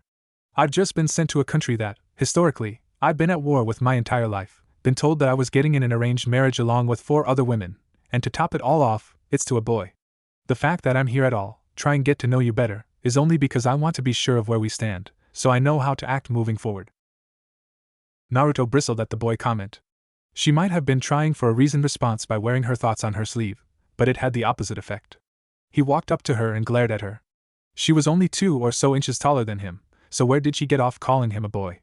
She didn't look that much older than him. I'm not a boy, Naruto said, his eyes slanting dangerously. Yujito huffed out of amusement. She was almost twice his age and had been training as a shinobi nonstop since she was a child. Did he actually think he stood an ice cube's chance in hell against her?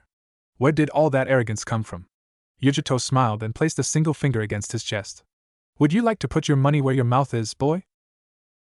Naruto slapped the hand from his chest. What are the conditions? Taijutsu only. Works for me. They both waited in a status of complete and utter stillness. The wind picked up and ruffled the tree's branches off in the distance. One of the small green leaves broke off a branch and fluttered through the air until it was between them. As soon as that leaf alighted on the ground, they flew into a furious brawl. 7:30. A Naruto clone opened the door to the house the six of them were staying at. The only person immediately visible inside was Mei, who was sitting at a table in the kitchen with a newspaper in her hand. Thankfully, she was fully clothed. The clone walked in and leaned against a wall leading to the kitchen. Are you the only one here? He asked. Mei's head tilted a fraction, though her eyes didn't leave the paper. Ah, Naruto. Nice to see you too. Naruto, after a few seconds of deliberation, took a seat opposite her. His face scrunched up for a moment. Mei, right? Mei nodded her head. So are you the only one here? He reiterated. She nodded again. Right, well, the announcement to the village is happening at noon, so Granny wants you be there at around that time, okay? He was about to get back up, but Mei's eyes snapped away from the paper to his, interrupting his train of thought. Did you just call the most powerful woman in the entire village Granny? Naruto nodded, a small mischievous smile on his face. Yeah. Did you know that she's actually really old and just hides it all with a genjutsu? Mei looked up, considering that for a moment, before saying I suppose that would make sense. She is from a few generations above me, after all. However, Naruto, you should know that women are sensitive about their age. If you call them Granny, it could hurt their feelings. Naruto sighed into his palm. Look, we have a bit of a history with each other. When I first met her, she was a rotten old hag who was willing to throw Konoha to the wolves. Something's happened, I won a bet, and now she's the Hokage. She's a good person now, don't get me wrong, but I'll never stop calling her that. Mei smiled with a sweetness that couldn't be natural and looked back to her newspaper. That didn't sit well with him, so he asked. Why? HM? Mei asked, looking up from the printed word. Why does it bother you that much? How old are you anyway? Mei's face was dangerously still for 5 seconds. 5 whole seconds of doing nothing but looking at him with a smile on her face. He could tell that she was just stalling for time as she figured out an answer, but it still creeped the hell out of him. I'm 24, she finally said. And as for why calling her Granny bothers me so much, it's simply proper etiquette. But she is old enough to be a grandmother. It's a term of endearment. Mei nodded her head down. Still though, it's nice to be considerate of the feelings of others. Naruto let the subject go with a tired shake of his head. He was never going to understand women. So you're 24 then? Honestly, I thought you were older than that. The paper in her hands crinkled with a suddenness Naruto wasn't expecting. It deformed the entire section she had been reading. Naruto didn't have to be a detective to know that he accidentally pissed her right the fuck off. Naruto's brain started working overtime. Why did that just happen? What had he said that made her angry? The only thing he talked about was her age. Naruto choked on his words as he started to get them out. I mean, I only thought that because you act so mature. You look exactly your age. Mei started inadvertently leaking malicious chakra from her body, making Naruto even more on edge. Why couldn't women be more simple? Why did every interaction he had with one have to be a walking minefield? And why the hell was Mei sensitive about her age? She was only 24. Naruto, Mei said slowly and with barely restrained anger. The malicious chakra started to disperse.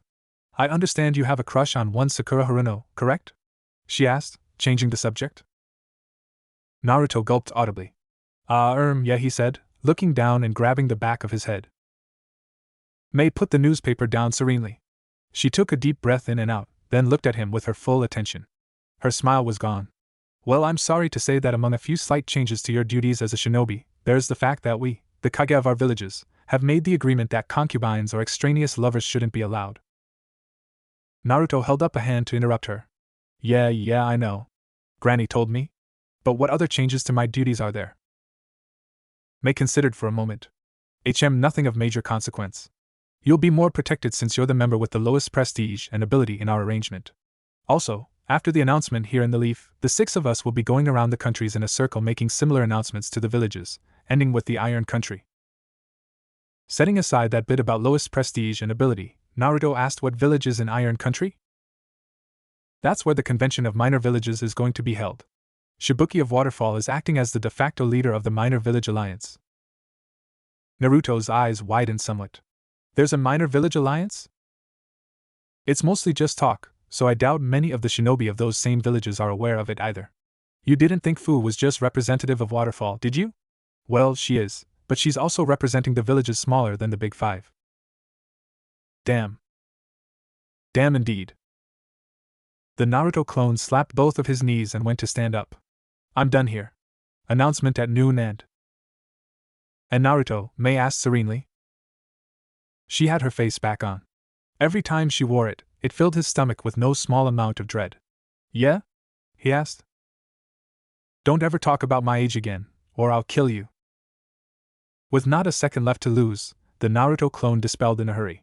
He knew that even if she was inclined to begin hostilities against him that he wouldn't feel anything and would dispel anyways, but that face made him think twice about it. At least he knew now to steer clear of that woman like she were the plague. 742. Another Naruto clone was patrolling the village, looking for the 3 other girls. He had seen Kuratsuchi in the sights of another clone, so that only left Temari and Fu left to alert. 2 people in an entire village that housed tens of thousands. This wasn't going to be fun. Naruto landed on the ground, kicking up some dust from the street. The dirt ground was dry and flew up easily. It was hot out, more so than usual, and it was mostly due to the humidity. And it was only morning. He couldn't imagine how hot it would be throughout the day. It was enough to make him consider running across the ground, where shade tended to be more plentiful, rather than the rooftops that he had grown accustomed to. He put his hands on his hips and looked around the somewhat populated streets. He needed to consume something cold. A lot of the buildings and shops had changed since he'd been away. He hadn't even tracked down most of his friends yet. It was a good thing businesses opened up early in Konoha. As he looked around more sedately, he realized that his feet had inadvertently found his way to Ichiraku's. Ramen with a cool drink sounded perfect. Temari and Fu could wait. He flipped away the flaps and was halfway through saying, "Hey old man, guess who's B?" before he realized one of his targets was sitting at the stools. She was out of her pajamas and had put on a black kimono with red trimming. On her back was a war fan as tall as herself. Temari turned around and looked at him. It was as if someone had drained all the emotion out of her face and had just left the exhaustion. "Hey Naruto!" Teuchi exclaimed exuberantly. "When did you get back? Sit down, let me get you a bowl of your favorite." Naruto smiled, though it was lacking in a lot of conviction, and sat down next to Temari. His interactions with May had taught him to handle the opposite sex like one would handle high-impact explosives. In front of her was a practically untouched bowl of ramen heavy with vegetables. "So what brings you here?" Naruto asked gingerly. Temari straightened out her spine and sighed. "Nothing. What about you?" She was talking like her mouth was on autopilot. Pleasantries spilled from her lips with perfect ease and practice, but her heart wasn't in it. It's hot out," Naruto said lamely. "Hey old man, can I have something cold to drink?" Teuchi tilted his head away from the ramen pot for a second. "Like what? There are options now?" Even though his face wasn't visible, Naruto could just feel the grin on the old man's lips. "Yes, sir. We got all kinds of things now." "Lemonade?" "Right up." Naruto and Teuchi started up a back and forth, bringing Naruto up to speed on the goings-on and happenings of Konoha as well as Teuchi a little insight on Naruto's training trip. Most of it was just idle chit-chat that didn't really mean anything, however. Temari sat still and stared listlessly into her bowl the entire way through their interactions. She was listening, but she also wasn't. Eventually, a few people filtered in through the flaps and Teuchi's attention was drawn away from Naruto. He sat awkwardly still and began to dig into his ramen. It was hard to sit next to a sad person without asking them what was wrong. So Naruto started out, swallowing a particularly hefty portion of noodles. "Granny's announcing the whole thing, at noon. We all need to be there for it." Temari nodded, but other than that, Naruto was given no indication to whether or not she was actually listening. Naruto put his chopsticks on top of the bowl and turned around to face her fully. "Okay, what's wrong?" he asked directly. Temari glanced his way. "Nothing." "It's not nothing. You look like a zombie." Her brow furrowed with annoyance as she turned to him. "I said it doesn't matter. It's none of your business anyway." Why do you care? Oh my god, Naruto said as he pinched his temples with his thumb and fingers, obscuring his eyes. I asked because there's something obviously bothering you. Don't just bottle all that stuff up. Just talk already. It's not like I'm going to tell anyone if it's embarrassing. Temari seemed to lose the energy she had gained from her annoyance, and looked back to her ramen bowl. Everything's wrong. This whole situation, cock-up, alliance, harem, whatever it is. I'm married now to a person I barely know. It's fucked. That's what it is. It's fucked. Naruto lowered his voice. You were fine this morning. Temari glared at her ramen. You know Shikamaru? Naruto nodded. Well, I've liked him and I got the feeling that he liked me for a while. There was always this, it's not like it was tension or anything, but it was like the both of us were waiting for the other one to make a move. I just told him a few minutes ago about the contract. About the fact that I'm now in a harem. Naruto's mood started to turn more along the lines of hers. Oh, he said. I think it's starting to sink in. This could be it. She gesticulated around her wildly. This could be me for the rest of my life, stuck in a loveless marriage with 4 other women. She pinched the bridge of her nose. I shouldn't be mad at you, you didn't do anything wrong, but it's hard not to be. I'm angry too, you know, Naruto said with his lowest energy setting possible. It's not fair. This sucks. But it's not like this has to define you, or anything. It's just words on paper. I, for one, am still going to become Hokage no matter what's in my way. I'm going to bring my best friend back home and I'm going to fulfill my promise to Sakura. What about you? What do you want to do? Temari rested her chin on her palm. She was back to staring at her noodles. I just wanted a normal life. Aren't you the daughter of the Kage of your village? I'm pretty sure normal wasn't an option the moment you were born. I am the sister of the Kage right now, actually. And it's not like I wanted a life without excitement. I just wanted to be able to make friends in the academy. Or to walk down the street without people whispering behind my back. Shikamaru was actually probably the only person I know of that actually treated me like a normal human. After a few moments of heavy deliberation, Naruto reached out a hand and patted her on the back with a small amount of trepidation. It was like he was patting the back of a dog he suspected might have rabies. You know, I could be your friend. She looked at him like he was speaking a second language. What? And so could Sakura and Ino and Hinata. Kiba acts like a mutt, and Shino's a bit creepy sometimes. Chuji's really into food, and you know Shikamaru. Lee's really cool, but he doesn't have an off switch. Niji's kind of a bastard, but he's nice deep down. And I don't really know a lot about Tenten, but actually, I think she's probably the most normal person I know. They're all my friends, and now they're all yours. See how that works? Temari was silent for a short time. I'm not the biggest social butterfly in the world. Do you really think they'd like the unwilling wife of a friend? Naruto grinned a little bit. You're selling yourself short. You're a lot easier to talk to than any girl I know at least. That has to count for something. Plus, you're pretty. That always helps. A huff of laughter escaped her lips. Yeah, okay. She took in a deep breath and let it out slowly. I guess you're right. I wanted to sulk about this a little bit more, but you're right. Life isn't over. I can manage this. Temari picked up her chopsticks and stirred the noodles around in the broth. There were worse people she could end stuck together for the rest of her life with. She didn't know whether or not unending optimism was going to get old in the long run, but it was better than pretending she didn't exist at least. And then the Naruto clone dispelled without warning. 7:40. Naruto first saw Kuratsuchi as she was standing out in the streets trying to decide between 2 shops. 1, a run-of-the-mill shinobi outfitter, the kind that bought stock from all over the world and sold it rather than having a specialization in clothes, armor, weapons, or what have you. And 2, a civilian fashion store with predominantly female summer clothes on mannequins visible through the windows. The shinobi store's insides were dark with lots of blacks and grays, while the civilian shop was white with pinks and light blues. Deciding between the two was like deciding what kind of day you were going to have. He didn't know why, but seeing her try to decide between the 2 stores had him wait before he confronted her outright. Such indecision on her part was sure to result in something fun and regretful, right? Something he could hold over her for as long as she lived. Her fist clenched hard before she decided on the civilian store, hiding her headband in a pocket. Naruto followed her through the door after he put on a transformation to make him look like Naruto. Kuratsuchi only got about 5 steps in before a woman in a store uniform walked up to her with a patently fake, toothy smile and asked, "Hello, are you looking for anything in particular?" Kuratsuchi's head was on a swivel as she superficially looked all over the store. Why no, I'm just looking. She spoke like she was nervous, or even worse, embarrassed.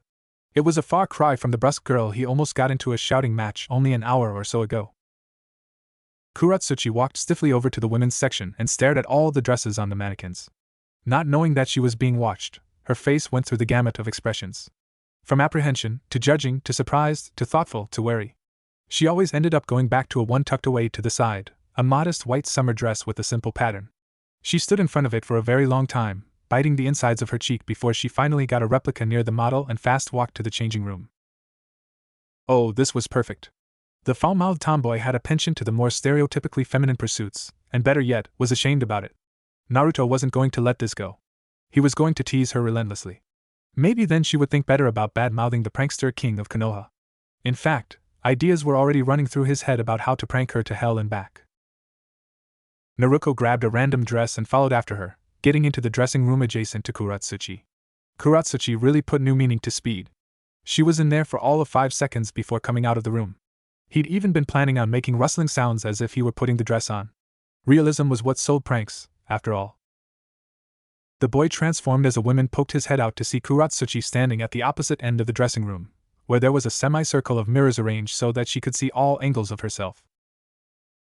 Kuratsuchi busied herself with looking into the mirrors with a few backward glances and straightening out the dress. Her face had a mixture of apprehension and fear, like she was scared someone she knew would pop out of nowhere and see her at an embarrassing state. Too bad for her, that was exactly what was going to happen. Naruto walked up behind Kuratsuchi and clapped a hand on her shoulder. No, your stance is all wrong. Kuratsuchi visibly recoiled from the clone's touch. And you are? She asked, very irritated that anyone had acknowledged her as existing at that moment in time. Naruto smiled. Name's Sakura. Harino Sakura. Naruto's name was too similar to Naruto, and they already had a resemblance going on, so he made it up on the fly. Kuratsuchi scrunched her eyebrows together. Sakura, that sounds familiar. It's a common name here. Kuratsuchi seemed to buy that excuse and turned back to the mirror. Her eyebrows were still scrunched, but more out of consternation than suspicion. What were you talking about? You're trying to impress a boy, aren't you? First confusion, then an unwillingness to tell the truth because it would take too long, and she was talking to what boiled down to a stranger went across her face. Yeah, sure, let's go with that. Anyway, what's wrong with my stance? Naruto backed up and looked her up and down. You're too stiff. You look like you're about to pounce on someone. Kuratsuchi nodded and bounced on her heels a little bit, taking in deep breaths of air. Yeah, I guess you're right. How do you do it? Like, look girly. Naruto smiled. He almost felt bad for what he was doing. Almost. First try smiling. Kuratsuchi did, and it looked bad. Bad to the point where Naruto had to use all the willpower he had not to burst out laughing. Okay, that's good. Just try to think of something funny. Kuratsuchi's face morphed into frustration before she relaxed herself and tried again. Naruto wished he had a camera to commemorate the event. But those were bulky, expensive, and hard to carry out anywhere. Why don't you just try a pose then? Doesn't have to be serious. It can just warm you up. Naruto was going to have to make an award ceremony if only to give him the medal of world-class bullshitter. Kuratsuchi put one hand on the side of her head and one on her hip, then tried to smile. Naruto burst out laughing despite his body's earnest struggle to keep calm. He laughed and laughed until Kuratsuchi looked at him like he was an insane person. She looked about as ridiculous as a bear in a tutu. What the hell's your problem? Oh, dearest, I'm just having the most fun I think I've ever had in my life. Naruto undid the transformation as he doubled over from the laughter. Kuratsuchi's face turned bright red from a mixture of embarrassment and supreme anger. When Naruto saw this happen, he pointed at her face and started laughing harder.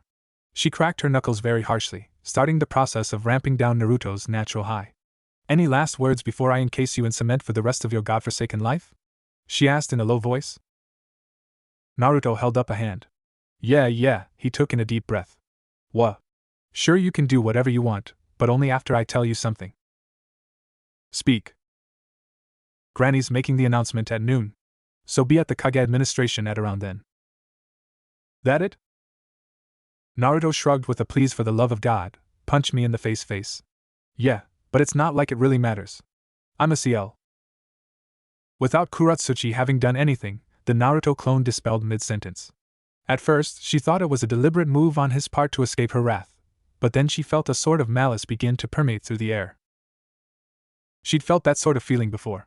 It made her forget all the righteous fury that had been building in her body until that moment. It made her uneasy, then somewhat frightened.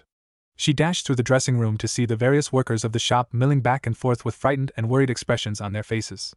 They could feel it too, but they also knew that there wasn't anything exploding or the roars of great beasts that had become familiar to them, even if they had only heard it on one occasion.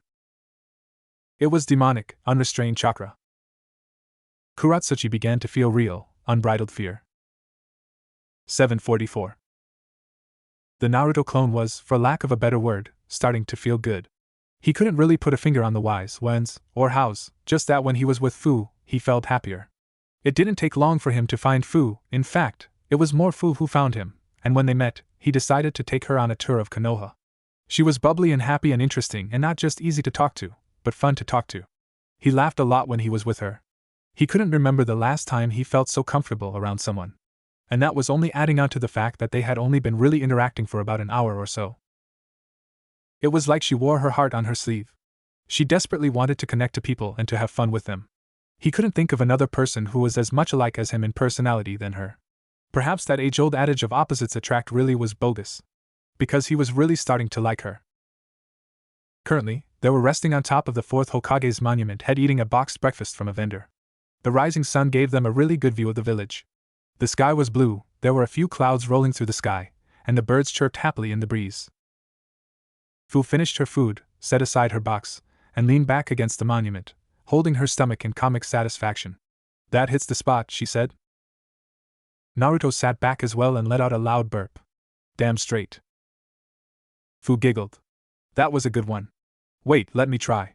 She cleared her throat and sucked in her breath. Naruto waited in mock anticipation for several seconds until one of the loudest and longest belches he had ever heard outside of an Akamichi feast belted out from her stomach. Naruto laughed once she was done. That was impressive. Fu smiled. Damn straight. They sat in a comfortable silence for a few moments before Naruto tilted his head towards her. Hey, what's that red tubey thing on your back anyway? My colony. Naruto ought as if he'd understood it before his brain processed what she had said in full.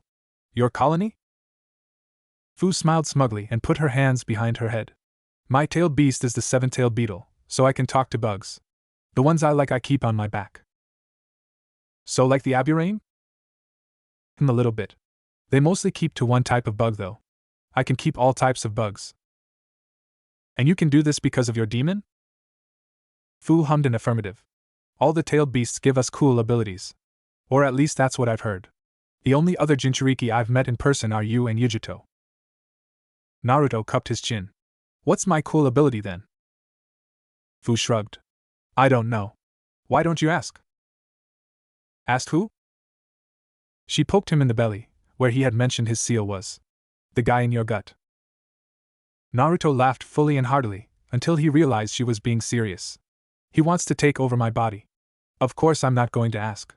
And even I wanted to and could do that, he, or it, is just a mass of evil chakra, right? Fu frowned a little bit. Evil? Tailed beasts aren't evil. Komiai's really nice. Maybe Mr. Ninetails is kinda mean, but that doesn't mean you can't try to be nice. Naruto sat forward and held his head in his hands.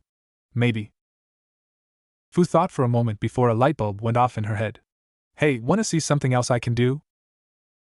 Naruto turned to look at her. He began to say sure, but was dispelled halfway through.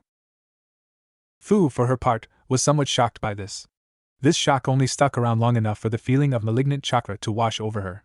She stood up on the monument and created wings from her chakra, what she had been planning to show him before he dispelled, then took to the air. It didn't take her long to see off in the training fields a huge swath of trees get turned to cinders and ash as a blue streak of fire zipped around a red streak of solid chakra. Naruto and Yujito had gotten into their beast forms. Fu felt a deep and profound worry grow in her gut. In his defense, Naruto never thought it would escalate the way it did. He just really wanted to win is all. Perhaps it was because he'd been under a little too much stress as of late, or that there wouldn't ever be a future with him and Sakura, or the simple fact that he was still feeling the lingering grogginess and associated grumpiness that came with very little sleep, or even Wait, no? Naruto knew exactly why it escalated the way it did. It was because he wanted to wipe that smirk off her face. So haughty and smug. It didn't matter that Yujito didn't look a thing like Sasuke, because whenever he saw that look brimming with a superiority that didn't have to be stated outright because it was just known by everyone, he was a kid again in the academy trying his best to stand up against the Uchiha's overwhelming power that seemed to come out of nowhere. He hated that smirk more than anything in his life. It reminded him of everything he used to be that he wanted to leave behind. As soon as the leaf touched the ground between them, Naruto rushed forward and tried to punch her in the face, such was his consternation.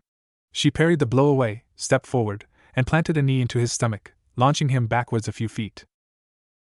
Naruto coughed up some spit, got his balance back and let his nose curl into a semi-snarl. "You call that an attack?" he asked. Her smirk only grew in scope and scale. "No, I don't."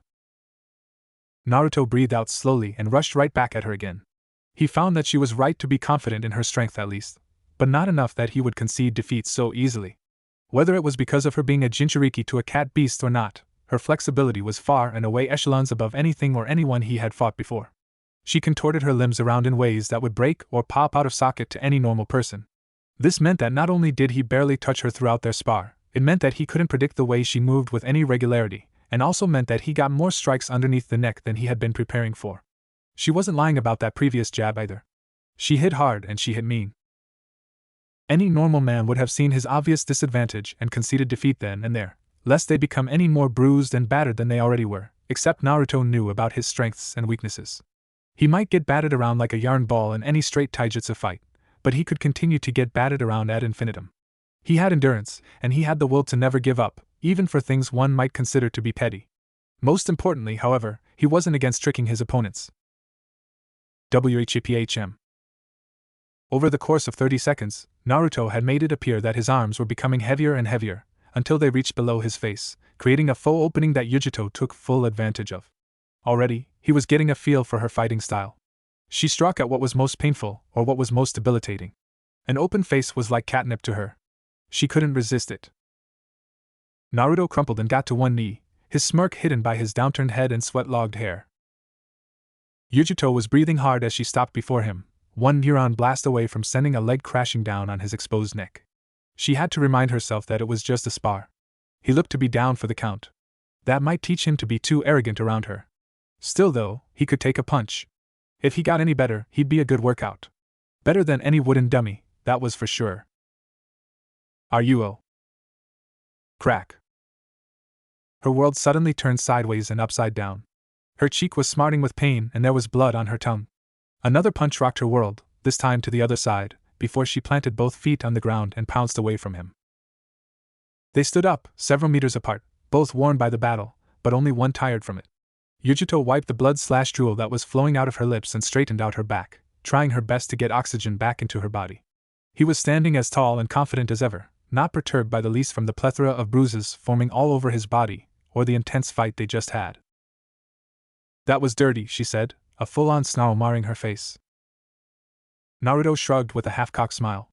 "We all have to play to our strengths." Yujito's snarl quickly turned to a smile that knew more than he did. "You've got that right," she muttered, only barely audibly, before her finger and toenails grew in size until they were all the length of kitchen knives and, from the way her toenails sunk into the ground whenever they touched it, appeared to be just as sharp. Naruto saw this and took half a step back. "No ninjutsu," he said seriously. "No ninjutsu," Yujito parroted back at him. And it wasn't, not technically at least. It used chakra, but she never had to do signs for it. It was just something that she could do. The boy's face took on a tinge of fear, only making the smile on Yujito's face race upwards more. She wasn't going to cut him up too bad. Not enough to leave permanent damage anyways. Just enough to get him to surrender. Maybe a little more for those cheap shots. Yujito's claws dug into the ground as she got on all fours. The grass between him and her flung away as she raced towards him with all the ferocity and lethality of a big cat. Naruto ducked under the first slash, blocked the second slash with his forearm, and caught the third between his torso and his other arm, making him wide open for the fourth slash to swing upwards and rake across his chest. "Fuck!" Naruto spat out as he gripped her arm and flung her away like an oddly shaped kettlebell. She hit the ground crouched on all fours with a wide smile on her face. "Give up," she said. Naruto shook his head. I never give up. Yujito sunk her nails back into the ground, then prepared to be cut up. This loop happened a few more times. Yujito would pounce forward, wound him, then jump back and reevaluate him. Her fighting style had changed to less of that of a cat's, and more like a shark's. She wasn't hurting him with anything more than seriously painful cuts and barbs, then circled around him like a shark waiting for its meal to die. Almost every inch of his body had long cuts or small holes leaking blood. Everything from the neck down was a reddened mess of angry skin drenched in sweaty blood. He was being thousand cut to death. Yujito's jaws clenched a few times. They'd been going at it for a while and he was still standing. Any more and she might get in trouble for spousal abuse. Give up! She spat out again, this time with more desperation. Naruto got to his full height and stared back at her. I never give up, he said, just as resolute as ever. Yujito was breathing hard. She was going to have to stop this soon. No more playing around. She had to knock him out and drag him to a medic ASAP. His resilience was going to be the death of him if he let it. Her claws dug into the ground and her body flung forward claws first. She aimed her first strike at his chest, but he ducked down at the last second until his head and face were about to be struck by her claws. A cold grip of fear latched onto her stomach and didn't let go for a fraction of a second. The window might have been small, but Naruto took full advantage of it. He grabbed her outstretched hand and twirled around, using her momentum to slam her into the ground. As quickly as he could, he sat on her torso with knees on either side of her chest. She tried to strike him with the arm that wasn't being held, but Naruto caught that one too. On a good day, she was stronger than him, but the fight had worn on to the point where her muscles ached with exertion. Naruto planted both of her hands on either side of her head and brought his forehead crashing down on her nose. The first time it happened, she was shocked enough that a second one could land. She tried to wriggle her way out of his hold, but his forehead kept on crashing down on her face and head, making her lose focus as a flash of pain and shock derailed her brain every 2 seconds. Soon, their faces were drenched in a mixture of both blood types. Perhaps it was then that Yujito drew on the power of Matatabi. She didn't mean to do it. Her body reacted faster than her mind, both when the power came back to her to overpower him, and when she sunk all 10 nails deep into his torso. They were like that for a still pause, both wondering if what had happened had truly happened. It was only when Naruto realized he had been skewered that red chakra came forth from his body and engulfed his skin. There was a blank space in both their memories after that. How long they fought, they couldn't tell. Naruto was engulfed in a rage not totally unknown to him, and Yujito was consumed by fear and anxiety. Her mastery over Matatabi's chakra was brute-forced and unlike B's and Gyuki's. She had never really gotten a hang of defeating her negative emotions. The best she could do was to still them momentarily before engaging in battle. When they came crashing onto her without warning, she lost control. The simple fact that she didn't have complete control over Matatabi's chakra was an endless pool of shame to her.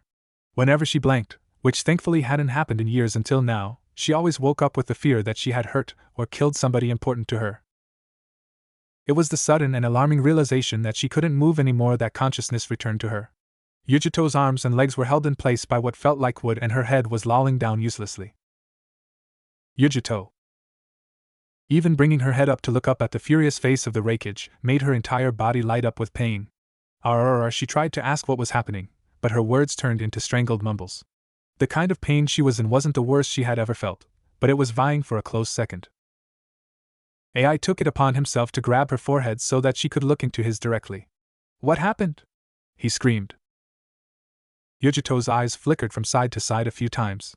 They were still in the training fields, but it looked like one that went through the ringer. Huge gauges of earth had been ripped from the ground and there were patches of blackened earth where the fire had eaten away. Her voice was coming back, but her mind was still reeling.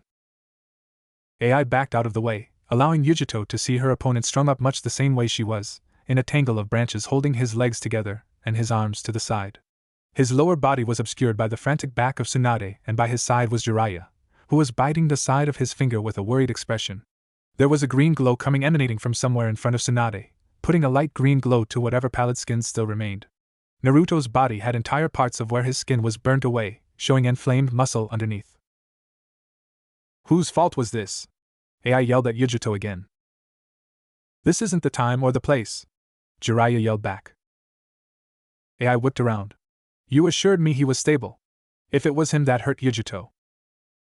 She's barely conscious. And how can we rule out that it wasn't her fault in this? You would dare to. Quiet, both of you! Tsunade shouted out. There was a slight break in her voice.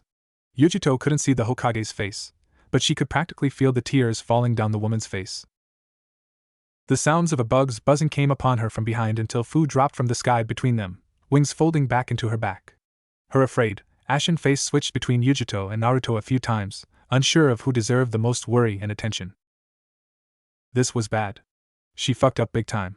This was no time to be shifting the blame on him. The only thing left was to tell the truth and apologize. She'd let her arrogance obscure her pride, and this was the price.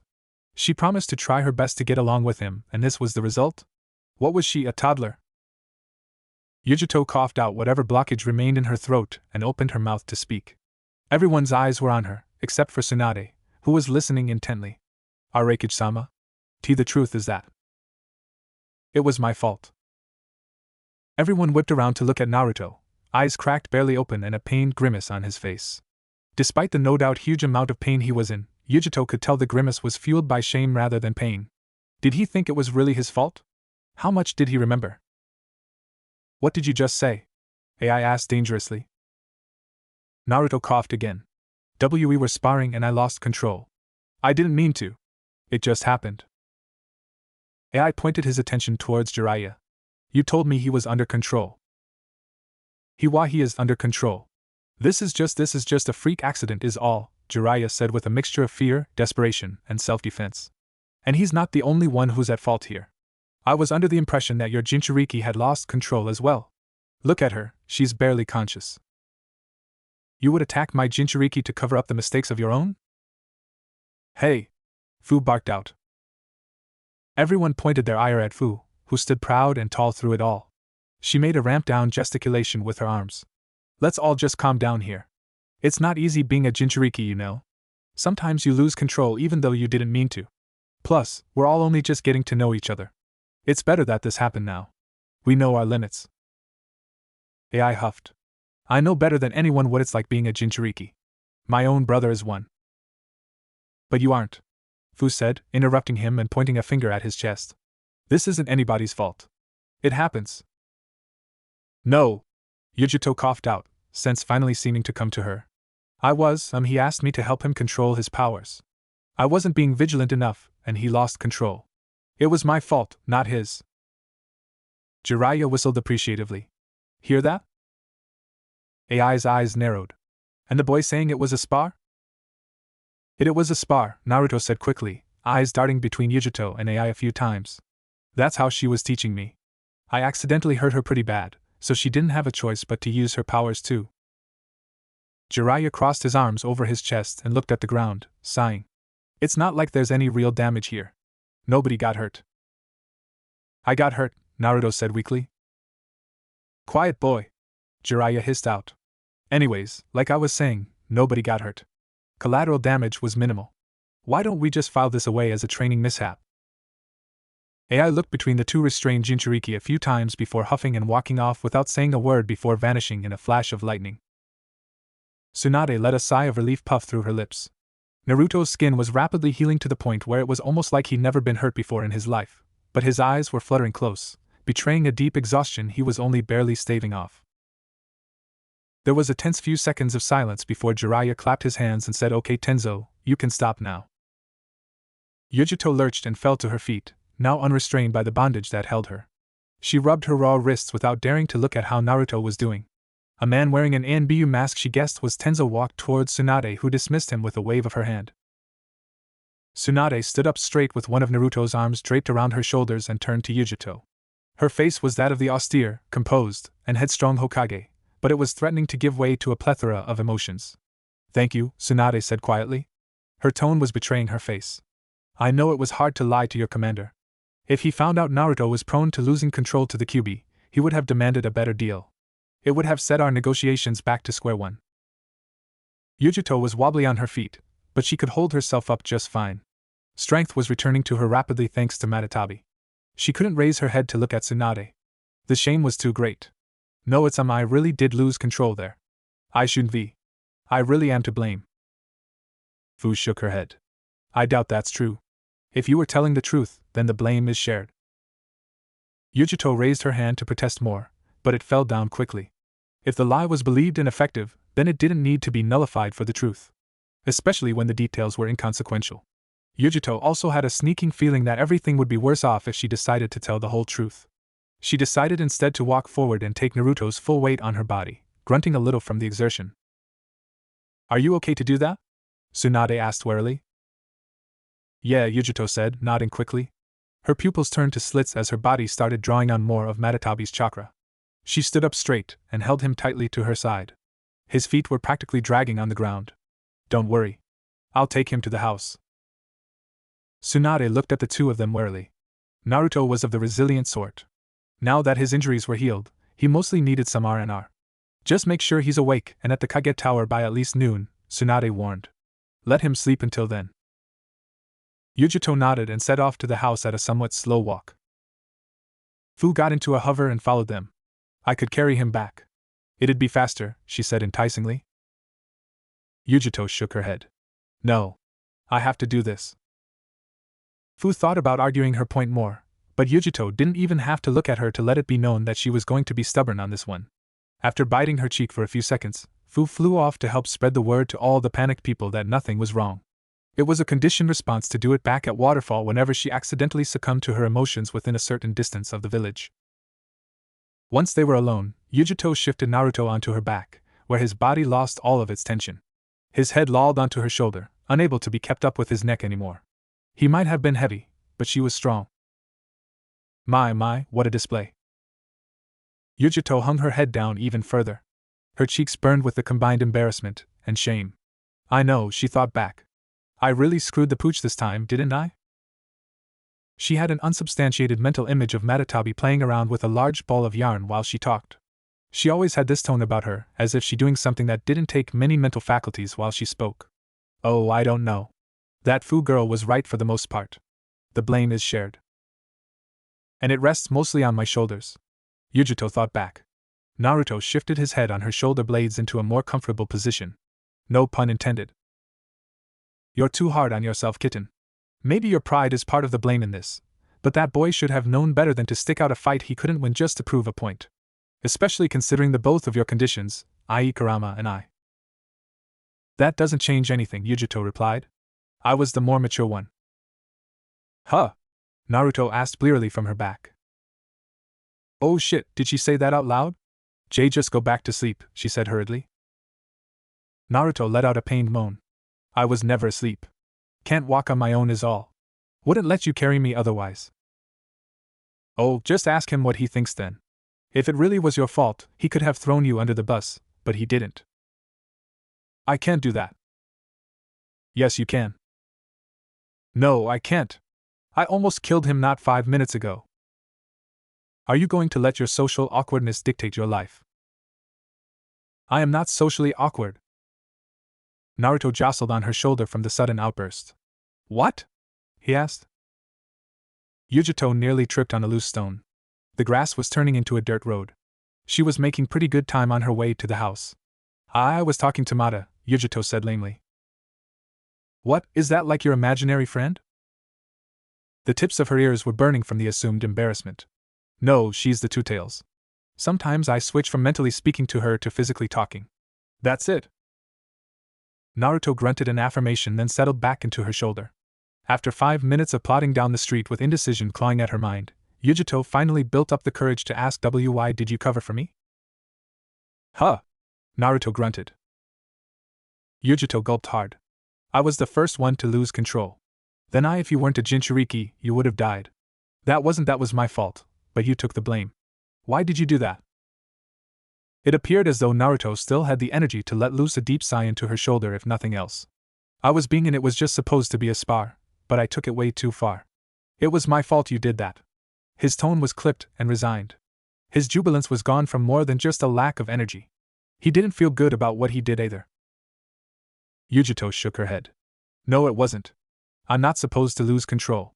I should have called the match." "How could you have? I was bashing your head in with my head. Even if you tapped out, I wouldn't have known it. I was being, and it was my fault." Yujito gulped again. "I escalated the spar."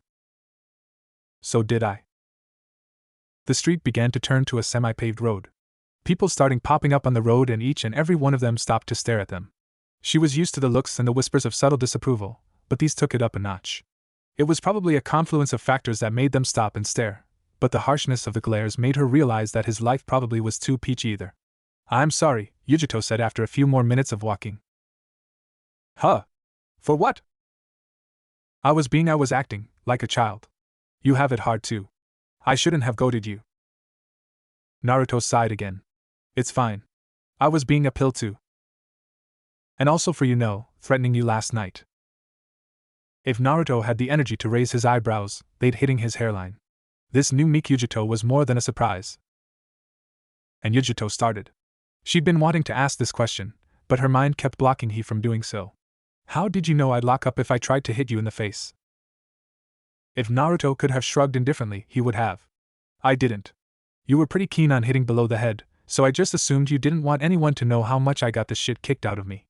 I took a risk and it paid off." They were in front of the door to the house when Naruto put his palms on her shoulders and hopped off her back. He stumbled under his own weight, to which Yujito looped an arm under his armpit and held him up. Thanks," Naruto said, blinking rapidly to get the stars out of his eyes. "No problem," Yujito said quietly, opening the door and walking in. They couldn't get 2 steps in before Fu flew up from the couch and stopped in front of them. "Are you guys okay? Do you need help?" "He just needs rest," Yujito said quickly, cutting Fu off mid-sentence and walking down the hallway. Naruto only needed to hold on to her for the balance now, but even so, he was snug against her side. Not that he was complaining. He wasn't about to turn down help from someone offering it, even if that person had almost killed him. Temari walked out from a hallway with wide, searching eyes and watched them shamble upstairs, where the rooms were. She didn't say anything to them or offered help of any kind. They shared a look she was used to seeing very often at her home, silent disapproval directed to the self. The first door they opened, they found Kuratsuchi lounging on a bed with a penguin sleeping cap firmly planted on her head as she pored over an open scroll. She looked up and raised a tired eyebrow. "Yes?" she asked. "This is his room," Yujito said tiredly. She wasn't in any mood for a verbal back and forth between the two of them. "Beat it." Kuratsuchi put her hands behind her head and leaned back. "No, I claimed this room. It's mine." One of Yujito's eyes twitched. "He needs to rest. This is the room WHE." "It's fine," Naruto mumbled out, his tired eyes searching the room and finally settling on Kuratsuchi. "I'm sorry, by the way," he said flatly. Kuratsuchi looked taken aback. "Excuse me?" Naruto put his free hand to pinch the bridge of his nose as he searched for the right words. "For making fun of you for the dress. You're sensitive about that and I'm sorry." Kuratsuchi's eyes narrowed. "You damned well better be. Go sleep in the last room. I'm pretty sure Fu hasn't gotten to it yet." Naruto nodded and leaned away from the door, prompting Yujito to follow. "Oh," he said, grabbing the doorway at the last second and peeking his head in. "You looked really pretty," he said with the confidence of a man half asleep and with nothing much to lose. The two of them vacated the door quick enough that he didn't get to see her purse her lips with a small flare of red reach the tips of her ears, nor when she quietly muttered. The next room they opened had scrolls open all over the floor with a couple of battle fans open and spread out over them. There was a pair of crumpled clothes balled up on one side of a disordered bed. "Temari's," Yujito murmured, drawing back with him. Opening another one, they saw a bed with a few different pairs of battle dresses, all with varying degrees of navy blue to them and dress lines. The top of the dresser already had an assortment of hygiene products with a few bottles used for prescription medicine among them. "Maize," Naruto muttered. The last one they opened up had a bustling nest of bugs on the bed, all somehow managing to not eat each other. Other than that, there were a few stacks of books on the floor with a couple cracked open to pages that had been off dog-eared. Fu flew up them with a hurry from the downstairs once she realized what was happening. I'm sorry. He said last night that I'll get this all moved out." "No," Yujito said, shaking her head. "It'll take too long. He'll sleep in my room." "Are you sure?" both Naruto and Fu asked in synchronism, albeit with varying degrees of speed and tone. "Yeah," Yujito nodded, bringing Naruto along with her before he could say no. "It's fine." "My, how bold of you, kitten. To offer up your bed to such a strapping young lad. I'm shocked." "Oh, shut up," Yujito said, most definitely not in the mood for her light teasing. "What?" Naruto asked. Yujito shook her head. "It's nothing. She had to work on that. Although the things she let slip through her lips so far had been somewhat mild, there were times back in Cloud that things were let loose that she most certainly did not want known to the general public. Luckily, they were often so unbelievable that even if a chatty Cathy had heard her say it, nothing got sent around the village as a rumor. Yujito let him slide off her and into the bed she had claimed in a slump. He didn't even take off his clothes or get under the covers before his eyes rolled shut and his breathing slowed. The boy did have a point, you know, Matatabi said in her brain. And what was that? Yujito asked as she sat in a chair next to bed, cupping her cheek in her hands. You're always taking things a bit too seriously. There were other ways of letting him know you weren't going to have sex with him than threatening his life. I didn't threaten it, Yujito thought back defensively. I wasn't seriously going to do it. That's not the point here. You're never going to make friends if you take things so seriously. The boy's got a good sense of humor. He's strong and handsome, if in a bit of a childish sort of way. I don't need friends, and I definitely don't need you playing matchmaking. I'm more than a decade older than him anyways. That's just wrong. Oh, kitten, I'm not telling you to fuck him. Just be nice to him. Try. You said you were going to try, didn't you? Yujito looked down on his sleeping face, contorted into a silly expression from being compressed on one side, and couldn't help but let a small smile come to her lips. The demon cat was right for once. Why would she act like a bitch to one of only maybe 9 people in the world who could really know what it was like to be in her shoes? She reached over and tucked his bangs behind his ears. And he was sort of cute, in a puppy dog sort of way. Naruto was jolted awake from a strike to his thigh. He was stumbling on his bed halfway through a sad excuse for a fighting stance, delirious and tired by the time he realized his attacker was a girl a few years older than him smirking at him from the doorway to his room. On the bed was a remote of some sort, and the strike he had suffered felt distinctly remote-like. You sleep like a rock, Kuratsuchi said in a deriding tone. Naruto sighed and started to rub the sleep from his eyes. Why'd you wake me? We're gonna be late for the announcement. Get your ass out of bed and downstairs. Naruto lifted the inside of shirt a smidge and sniffed, then immediately recoiled from the smell. It was absolutely toxic. And it made sense too. He'd been wearing those clothes for 2 days straight, hadn't bathed for a while due to him being on the road with Jiraiya and then in a house with 5 other women that he didn't know, and there was also the fight with Yujito, which got out of hand in a hurry. Yeah, no. I need a shower. Kuratsuchi crossed her arms over her chest, deriding smile not slacking at all. You're damn right you do. Better make it quick though. It's almost noon.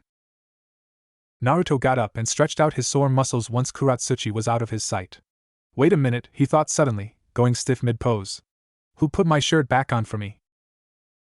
He remembered taking it off to train, and he remembered it was back on when he was on Yujito's back. Naruto shrugged. It's not like it mattered. He stumbled out of the room and went into the nearest bathroom, stripping off his clothes with slight consternation. The sweat had stuck them to his skin like an adhesive, and taking them off let a waft of stink to rise into the air.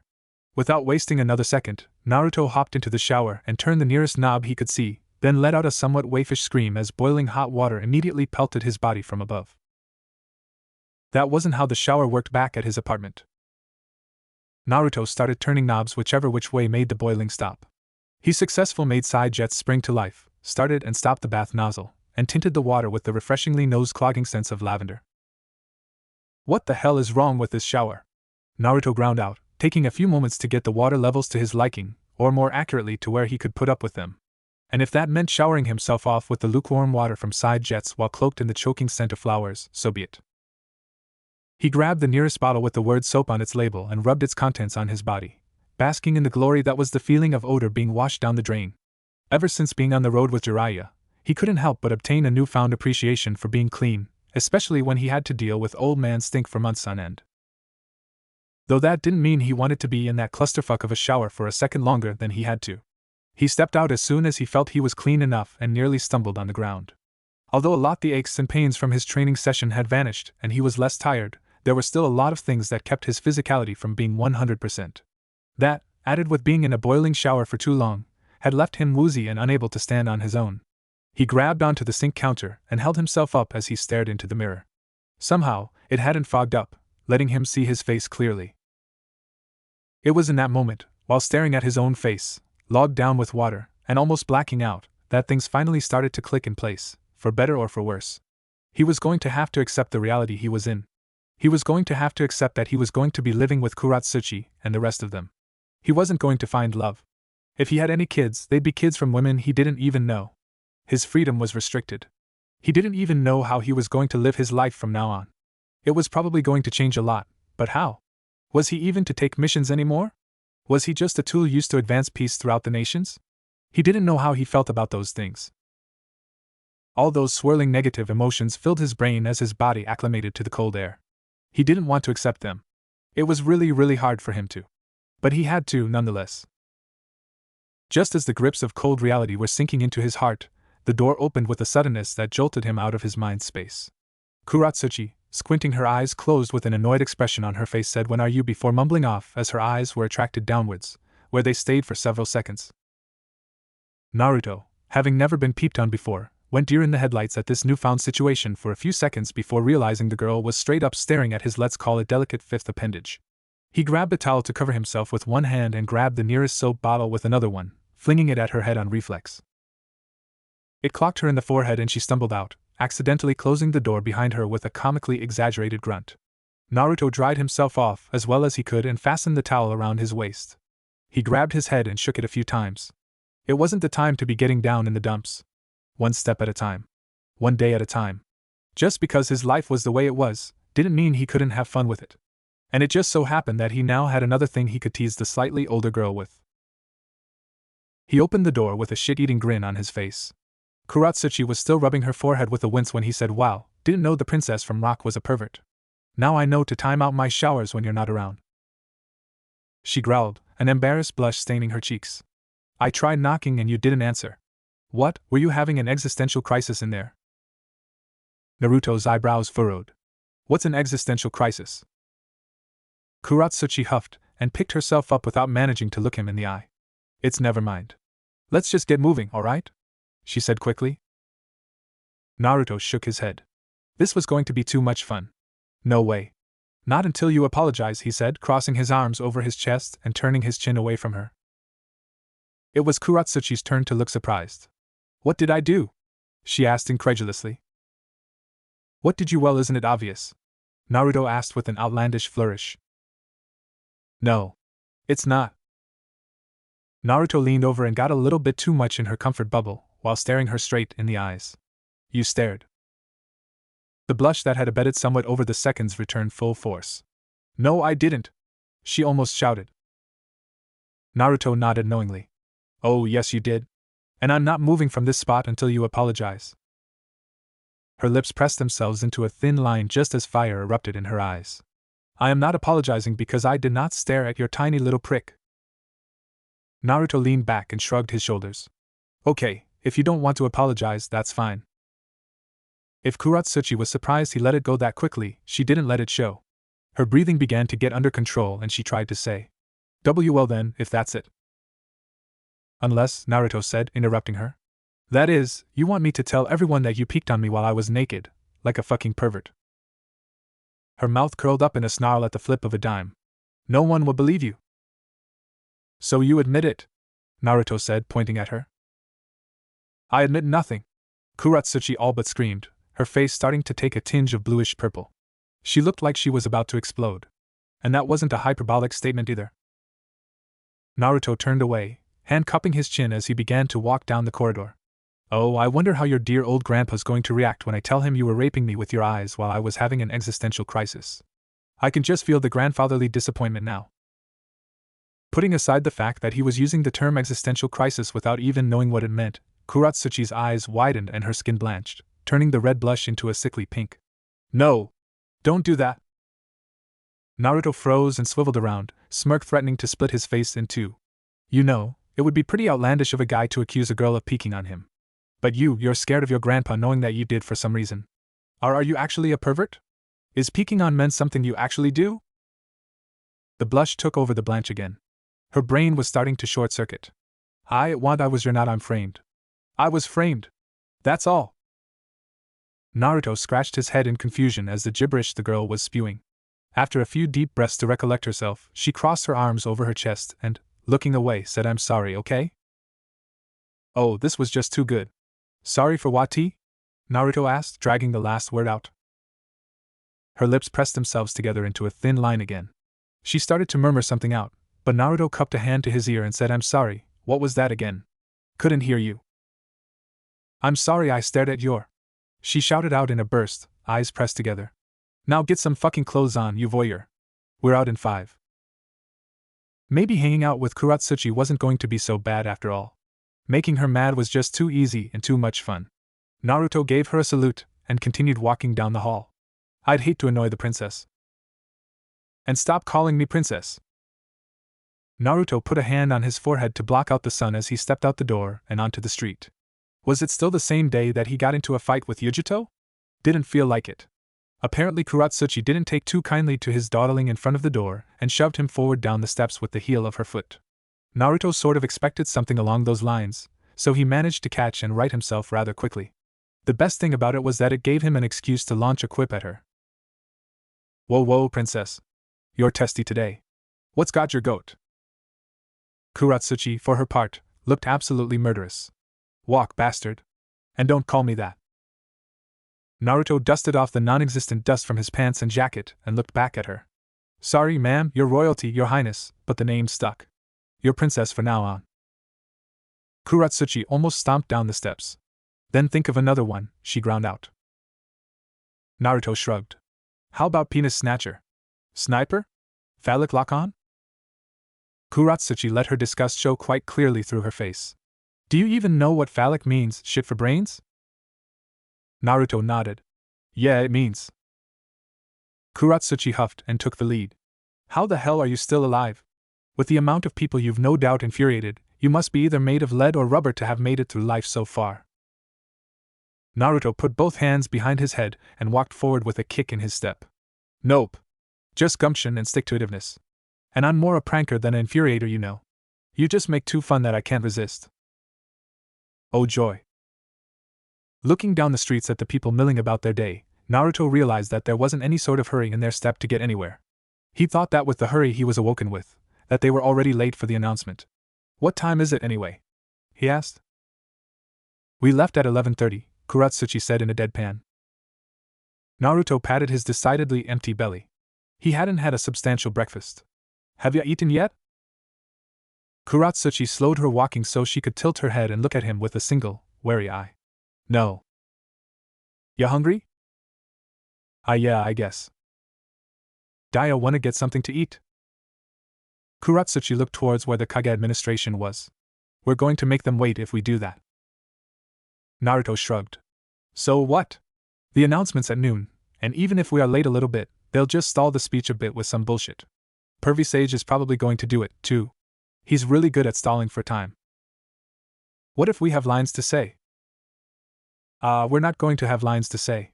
We're here so everyone knows that it's possible that the 6 of us don't kill each other." "And you're really tempting me to prove their prior assertions right, by the way," Kuratsuchi mumbled coldly. "Anyway, we're up there to wave and look pretty. That means we have lunch privileges. You hungry for anything in particular?" he asked, deciding their course of action on his own. Kuratsuchi shook her head and pinched the bridge of her nose. "Anything quick." Naruto gave her a megawatt grin. "A woman after my own heart. To ramen we go. Come on." With that, Naruto launched up the rooftops and started jumping his way to his favorite ramen restaurant. Kuratsuchi took a second to shake her head and jumped up after him. Even if war erupted tomorrow and they divorced, their marriage was going to last too long. Way too long.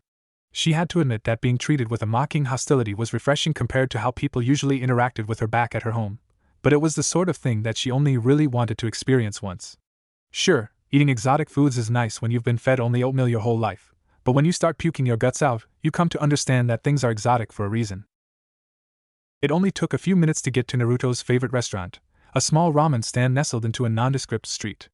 It didn't look like it was bustling with activity, or that it was all too different from any other ramen place. No advertisements of challenge meals or any shtick to speak of. She wondered why he seemed so happy to be going back.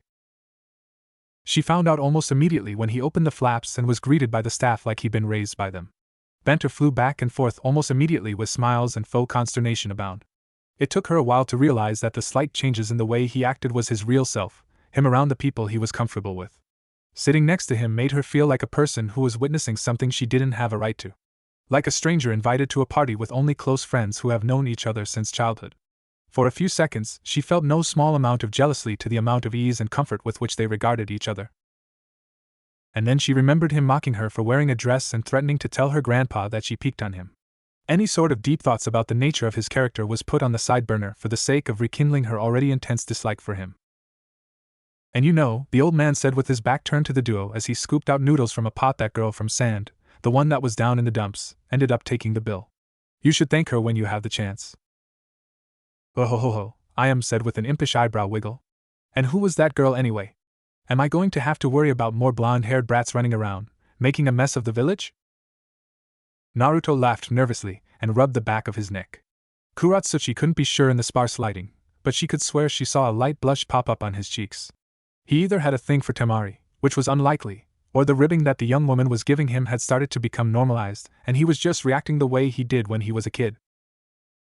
From what Kuratsuchi could tell so far, the woman was kind of like a surrogate older sister, and the old man filled the kindly grandpa role for him. Kuratsuchi allowed a devilish smirk to grow on her face.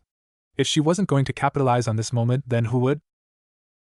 Aw, Nara honey, Kuratsuchi moaned out in a perfectly acted-out hyperbolic show of frustration. While she did that, she hugged both her arms around his bicep and leaned her upper body against his. He froze from the surprised mid-slurp and his face grew heated when she pressed her head against his. He also wasn't good with women touching him. Good to know. She filed that little bit of knowledge in the back of her mind for later. When were you gonna introduce me to them? She whined out with a much higher-pitched voice. She wasn't sure how it sounded to them, but her own eardrums were begging for mercy, so she could only hope that they were feeling the worst of it. While she might not have liked the curriculum for the female-specific tasks, she did find out that she was a natural Shakespearean from them. No role was too difficult for her to do, and the annoying girlfriend routine was practically second-hand by now from all the impressions her friends enjoyed. The noodles hanging out of his mouth fell to the broth with a small plopping sound. His eyes were wide open and his mouth was pressed in a surprised line, trying to keep all the food firmly in his mouth. He was surprised. Good. She was in control of the situation. He made a hard gulp and dumbly said, huh? Kuratsuchi fake chided, putting a finger to the corner of his mouth, where there was a small dribble of broth leaking. She wiped the liquid up and said, what did I say about table manners? Switching to a slightly sultrier tone before putting her broth-soaked digit in her mouth. The girl made a show of making sloppy, sucking, licking sounds as she thrust a finger in and out of her mouth at a slow pace. That makes you a bad boy. And you know what happens when you're a bad boy. Kuratsuchi's eyes twitched over to the two ramen chefs for a quarter of a second. Their eyes were wide with their mouths hanging wide open. The ramen stand could be on fire, and they wouldn't notice. Perfect. Just perfect. What are you? Naruto tried to get out a question before Kuratsuchi took the saliva-soaked finger away from her mouth and pressed it to his in a hushing motion. Shh. Oh honey, darling, my love, why are you treating me so coldly? And after the sight you treated me to this morning. Turned her head away and to the side as her cheeks lit up a crimson glow while Tucci went back to the broth, unsure of what to say or how to act in such a situation. Looking over to the two chefs' reactions, Naruto's eyes lit up with realization as he thrust his head away from her hand and looked at the now silent ramen chefs. His eyes pressed into lines as he glared at the she-devil. Oh, you she-devil, he muttered out. Without breaking character, she smiled a smile that would put Satan to shame and sucked on her lower lip in a slow and sensual way as she growled out a playful meal. Naruto slapped a hand on the table and said, this is just a whole big misunderstanding, he said desperately, trying to piece back together the respect of his pseudo-family that was lost from essentially bringing a whore to the dinner table. What's a big misunderstanding? Kuratsuchi asked helplessly. You said it yourself this morning? I'm just a pervert who gets off on. She didn't get another word out as Naruto hurriedly slapped a hand over her mouth and grinned nervously at the two over the counter as they tried to puzzle out the situation. Naruto was caught in between his inability to lie and his not wanting and Tucci to misunderstand the situation. She's not lying, but she's not telling the truth either. Kuratsuchi wiggled out of his grasp. What's that supposed to mean, honey? Even after you made me admit my perversions, you're acting like this morning didn't even happen. That's because it didn't happen. At least not the way you're making it sound like. Kuratsuchi, still smiling like the devil, held her head in her hands and put her elbows on the table, looking to Ayam now instead. And what do you think happened, huh? Ayam started spluttering out in surprise, but was interrupted by Kuratsuchi. Kuratsuchi tilted her head down and gave the ramen chef's daughter an knowing look. I can confirm that darling here has the largest chakra capacity I've ever seen in my life. Ayam's embarrassed face slowly turned to one of confusion. Wait, what's that supposed to mean? Naruto was looking at her too, not knowing where she was going with that one. Kuratsuchi's smile grew until it was nearly splitting her face open. She leaned forward and put a hand to separate Naruto's view of her mouth. It means, she whispered loudly so that everybody could hear, completely nullifying the utility of her hand cover, that he has a big D. Okay then, Naruto said loudly, slapping a hand over her mouth once more. This time though, he didn't let off and even dragged her to a stand away from the ramen restaurant. Thanks for the food, old man, just put it on my tab and don't be late for the announcement, he said as he walked off the restaurant with a patently fake smile, leaving behind two befuddled and embarrassed shopkeepers. Once they were far enough away, Naruto let his hand fall from her face and turned seriously to her. What the hell was that?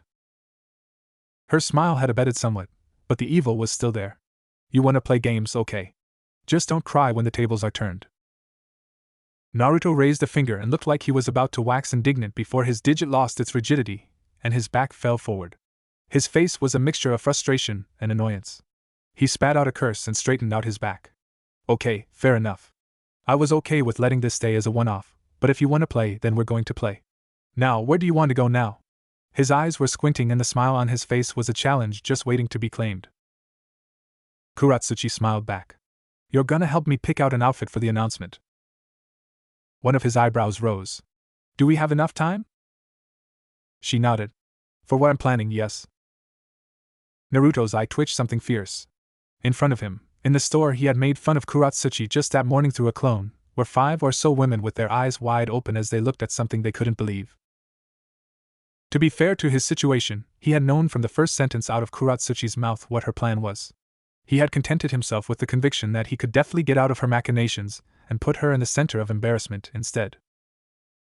Standing, having just had his transformation explosively undone and still wearing the sparkly, ruby-red evening dress with matching high heels, he had to admit that he had underestimated her.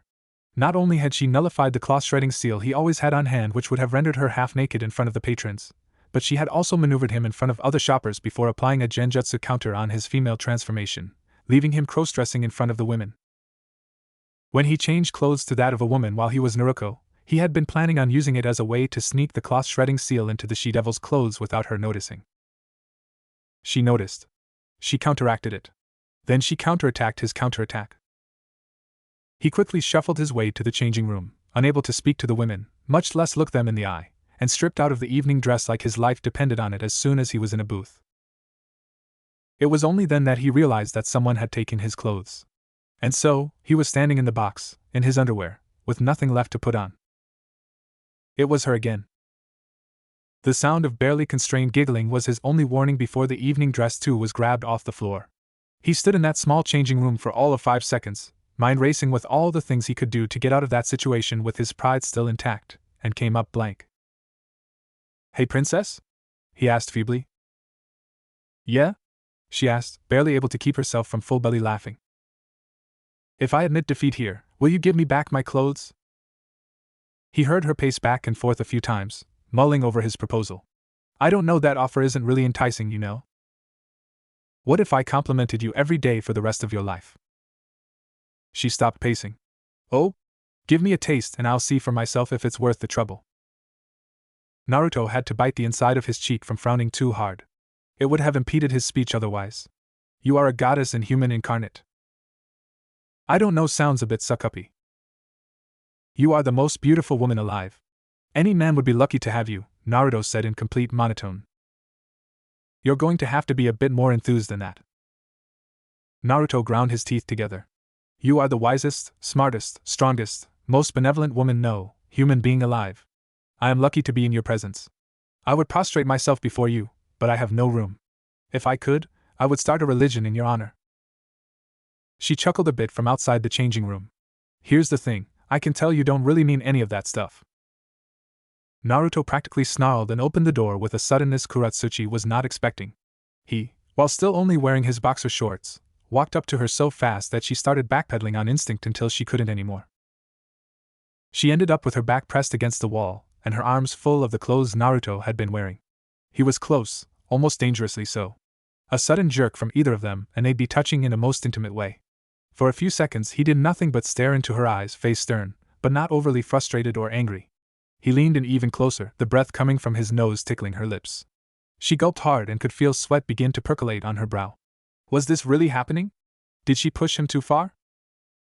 You, he said slowly from the pit of his stomach. Have beautiful eyes. Kuratsuchi blinked once, twice, 3 times, before her voice came to her. What? She asked. He looked down to the clothes in her arms. Was that good enough? I am what? The compliment? Naruto forcefully reiterated. Kuratsuchi's brain kick-started back into position. Her face was hot. Was she blushing? Why was she blushing? Hurriedly, she shoved the clothes in her arms onto him and stalked out of the changing room, where there was starting to be a small, somewhat entertained crowd of women standing around and leering at him. He gave them a happy-go-lucky smile, gave a bullshit excuse, and went back into the changing room. Kuratsuchi was waiting with her arms crossed over her chest in front of the building when Naruto exited as well. He had a bag with the store's logo in his hand. His face was sour and indignant.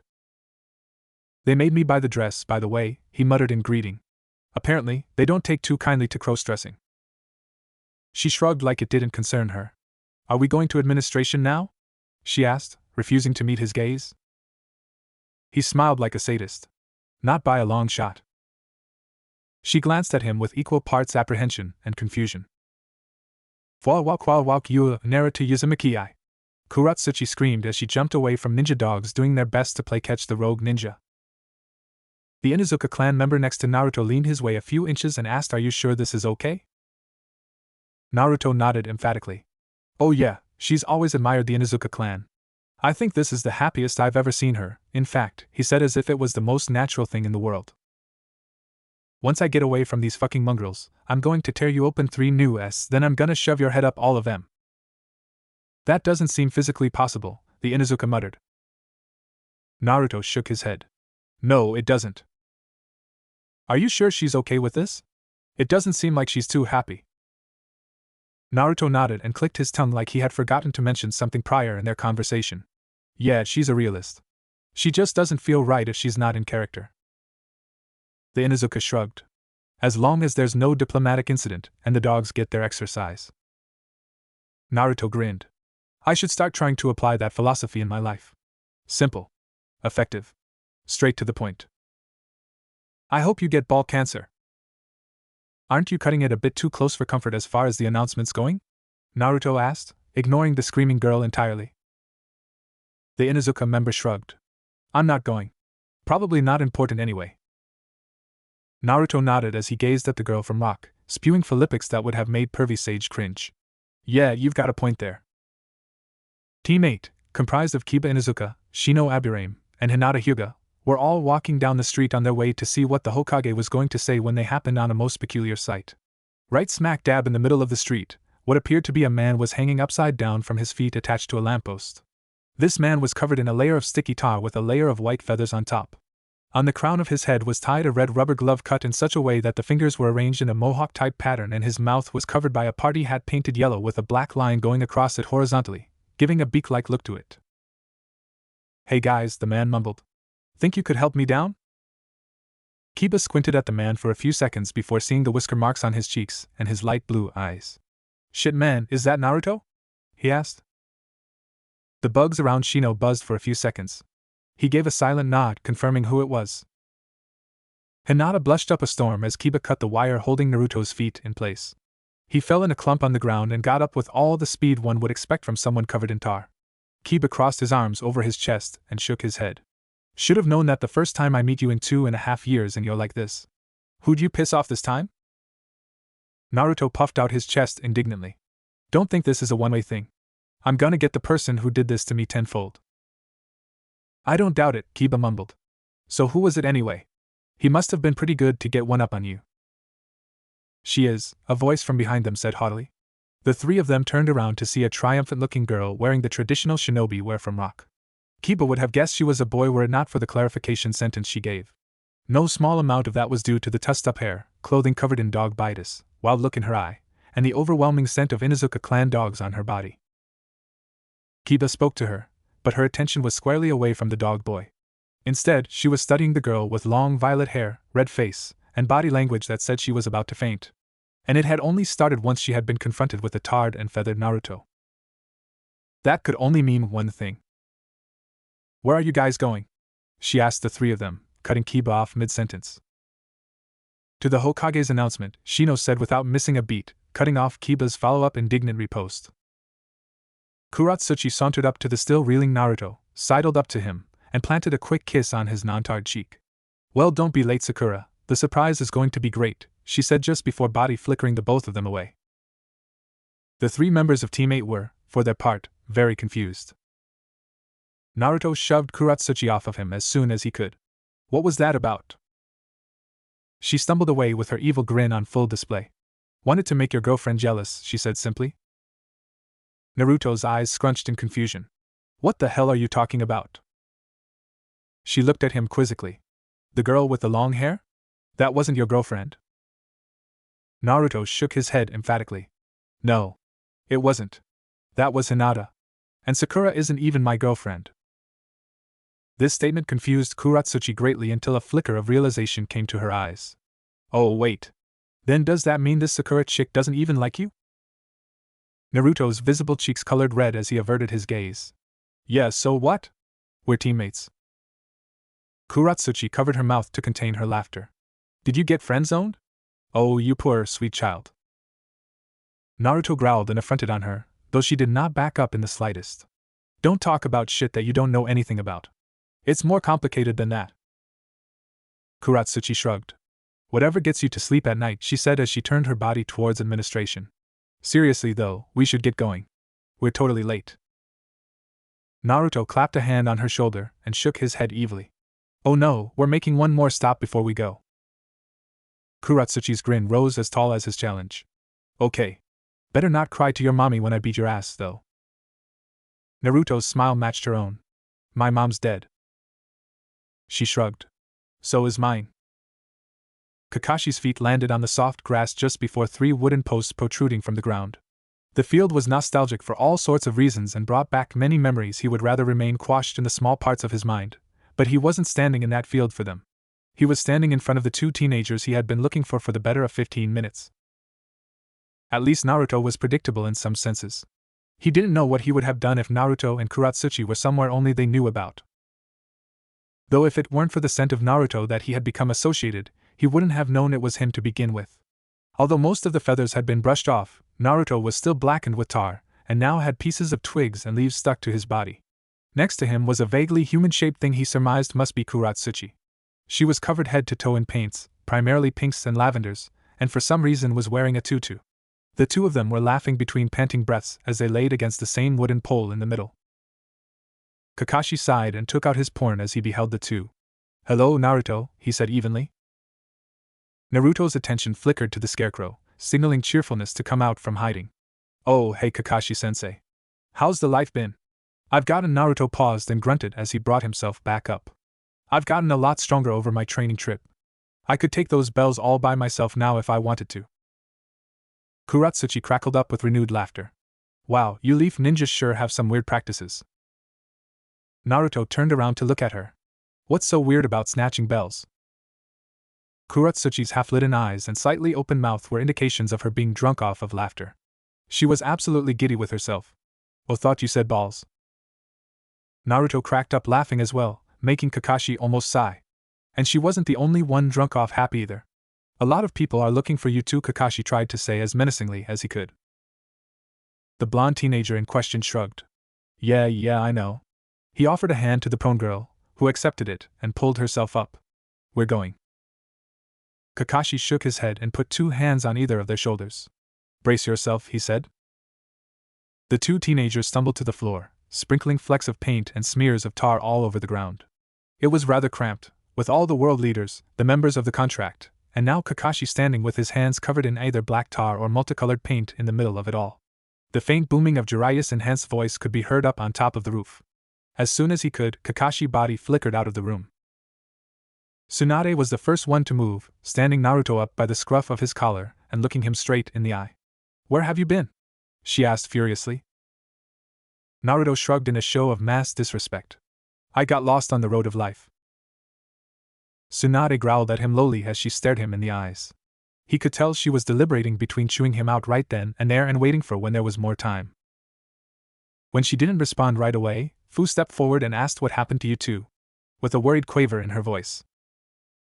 Tsunade let go of him and stalked back to her desk while he scratched the back of his head, with a toothy grin showing on his face.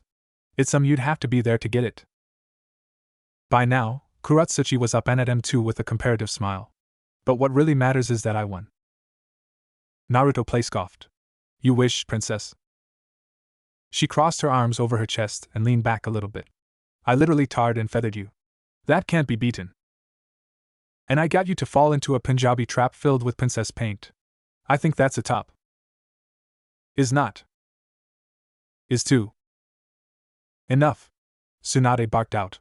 Transform so you two look like normal people, then get your asses up there right now.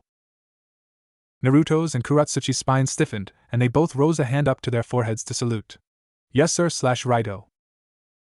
Out of earshot, Ai leaned over to Inoki and murmured, your granddaughter's excitable, isn't she? There was a mocking grin painted over his face which didn't need to be seen to be known. Says the man whose Jinchuriki had a meltdown this morning, Inoki quipped back. They both flinched when soft hands with iron grips clasped on their shoulders. Mei leaned forward with a death smile and lowly said, Era? Do I hear the gossiping of schoolgirls? It must just be me, right? There's no way that two heads of state could be measuring their S while in earshot of me, right? Inoki raised both hands in the air, not perturbed by the hand digging into his shoulder. I'm not the one who started it. Mei let go of their shoulders with a sigh. If this is going to work, we need to at least act cordial. Try not to keep score over whose girl is best. It's unsightly. Fu flitted over to them. What's going on? Nothing is going on, Tsunade said with barely restrained anger. Except for you six marching your asses up the roof and waving at the crowds while Jiraiya does his routine. Got it? Yujito puffed out of existence as she body flickered up to the roof where Jiraiya was. Tsunade pinched the bridge of her nose out of frustration. As a group. Temari was the next one to body flicker alone, causing Tsunade to sit down lest she begin a rampage. I'm just gonna go, then, if that's okay, Fu said quietly before puffing away. See ya, boys, Mei said huskily. She was halfway through blowing a kiss when she puffed away too. Naruto nudged Kuratsuchi in the elbow. Guess it's just us, then. She shook her head, saying nope, just you, before puffing away as well. Ga, Naruto blurted out. She didn't wait for me. Go! Naruto waved Tsunade off. Yeah, I got it. I got it. The six of them stood side by side on top of the Kage administration with Jiraiya's towering form directly behind them, going through a long preamble about the horrors of war and what could be done to take steps towards peace. The crowd under them were not just of civilian nature alone, meaning that the streets, the walls, the rooftops, antennas, pillars, and even a large bird were all used as purchases for shinobi to use. There was a sea of people, all with expectant, annoyed, or wary eyes directed towards what was happening. Many had guesses to how the speech was going to turn out, but not a single one was right. The Jinchuriki of the cloud, Yujito ni. The ones who have not faced off against her know at least her might. She is not only an accomplished kunoichi of one of the 5 great villages, but also one of the most powerful people alive, having mastered her beast's power. Jiraiya shouted out, beginning to name the people on the roof with grandiose.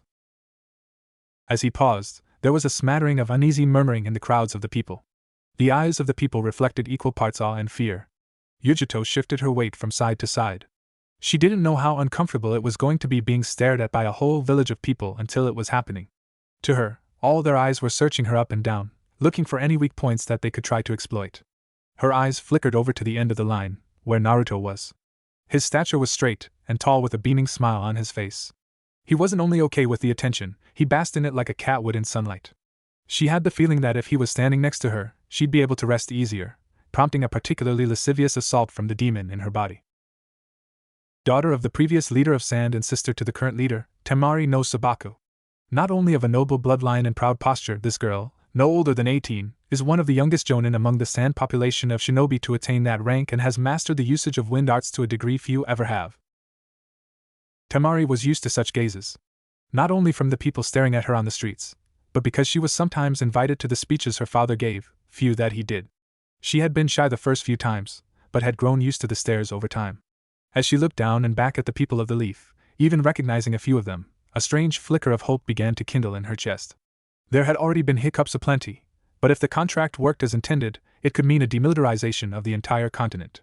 It could mean that a profession that included lying, cheating, stealing, and killing would no longer be looked up to as a noble one.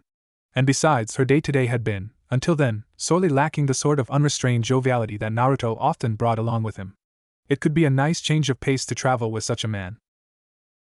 Jinchuriki of the Waterfall, Fu! Unknown to many as she had been sequestered in her village as a deterrent and a defensive weapon. Along with Yujito, also one of the most powerful people on the continent with an impressive host of abilities rare for even a demon host. Fu smiled brightly and clearly for all the people in front of her. She raised her hands high above her head and waved them back and forth. A small cheer rang out from somewhere in the crowd, followed by another, then another, until there was a small roar of applause and cheer from them. Considering the amount of people there, the noise was lackluster, but it lightened many of their spirits. Her spirit, which only possibly matched their own Jinchuriki's, was infectious. The girl wasn't sure about the prospect of universal peace. What truly excited her was the idea of traveling across the continent with people who could have understood her plight even marginally. Even if most of them were downers, it was going to be fun being with them. Especially Naruto and now maybe Kuratsuchi. They looked like they knew how to create their own fun. Exactly her kind of people. Leader of the rebellion against the Bloody Mist, Mei Terumi.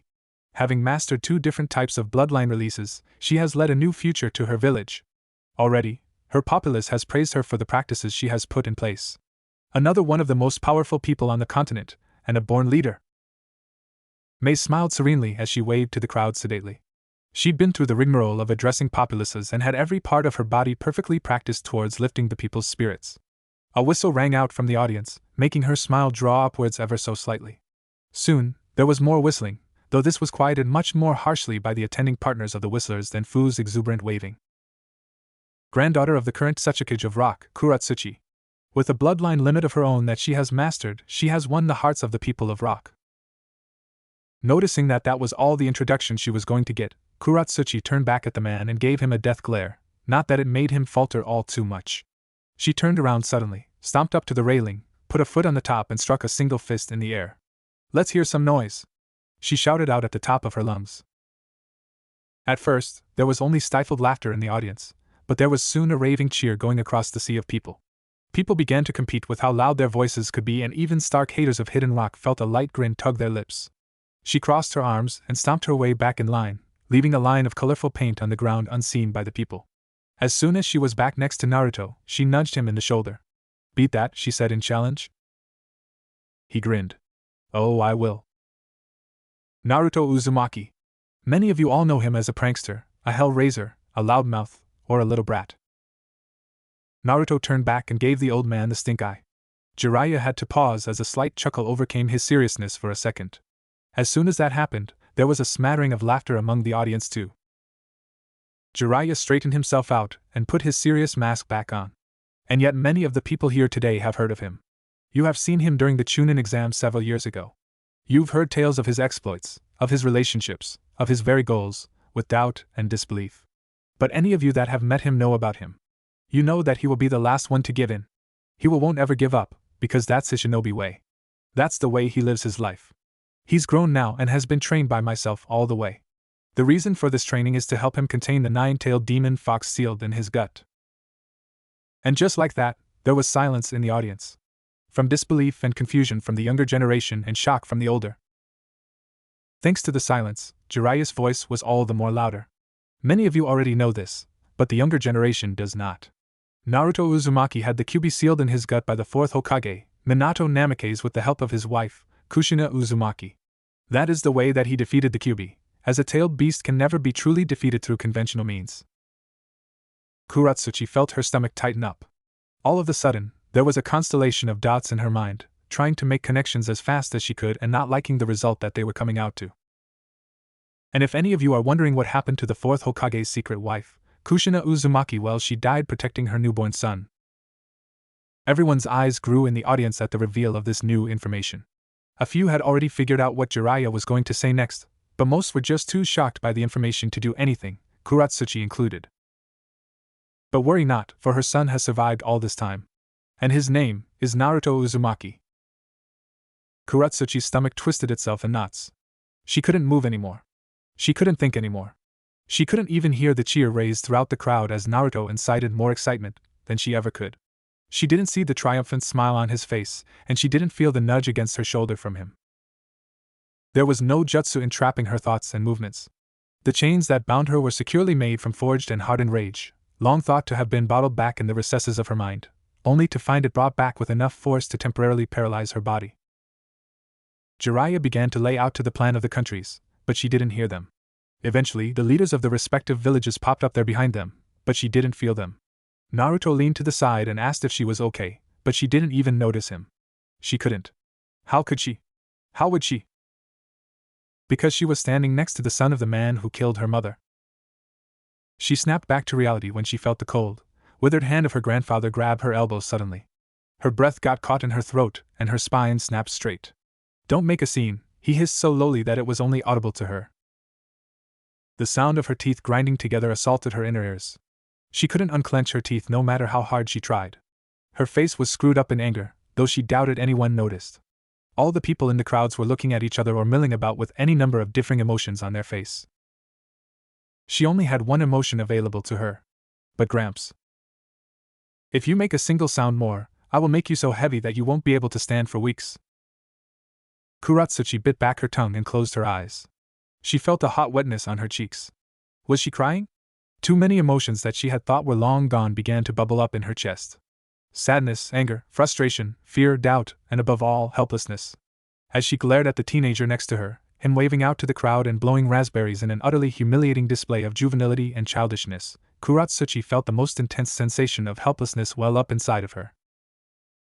No, that's not right. She wasn't helpless anymore. She was a fucking adult now. She could do whatever she damn well pleased. And it would damn well please her to shove a katana down his throat and look him in the eyes as he choked on his own blood. Oh, it would please her greatly. Mei, being the one standing on the other side of Kuratsuchi, was the first one to sense the incredibly fluctuating chakra signature to her side. Mei glanced over and saw streams of tears pouring out of the girl's eyes like miniature waterfalls and a face that was more tortured than many of the people she'd seen dying on the battlefield. Something was very wrong. As soon as she noticed this, she walked up behind Jiraiya and quietly said, "We have a problem," interrupting his speech mid-sentence.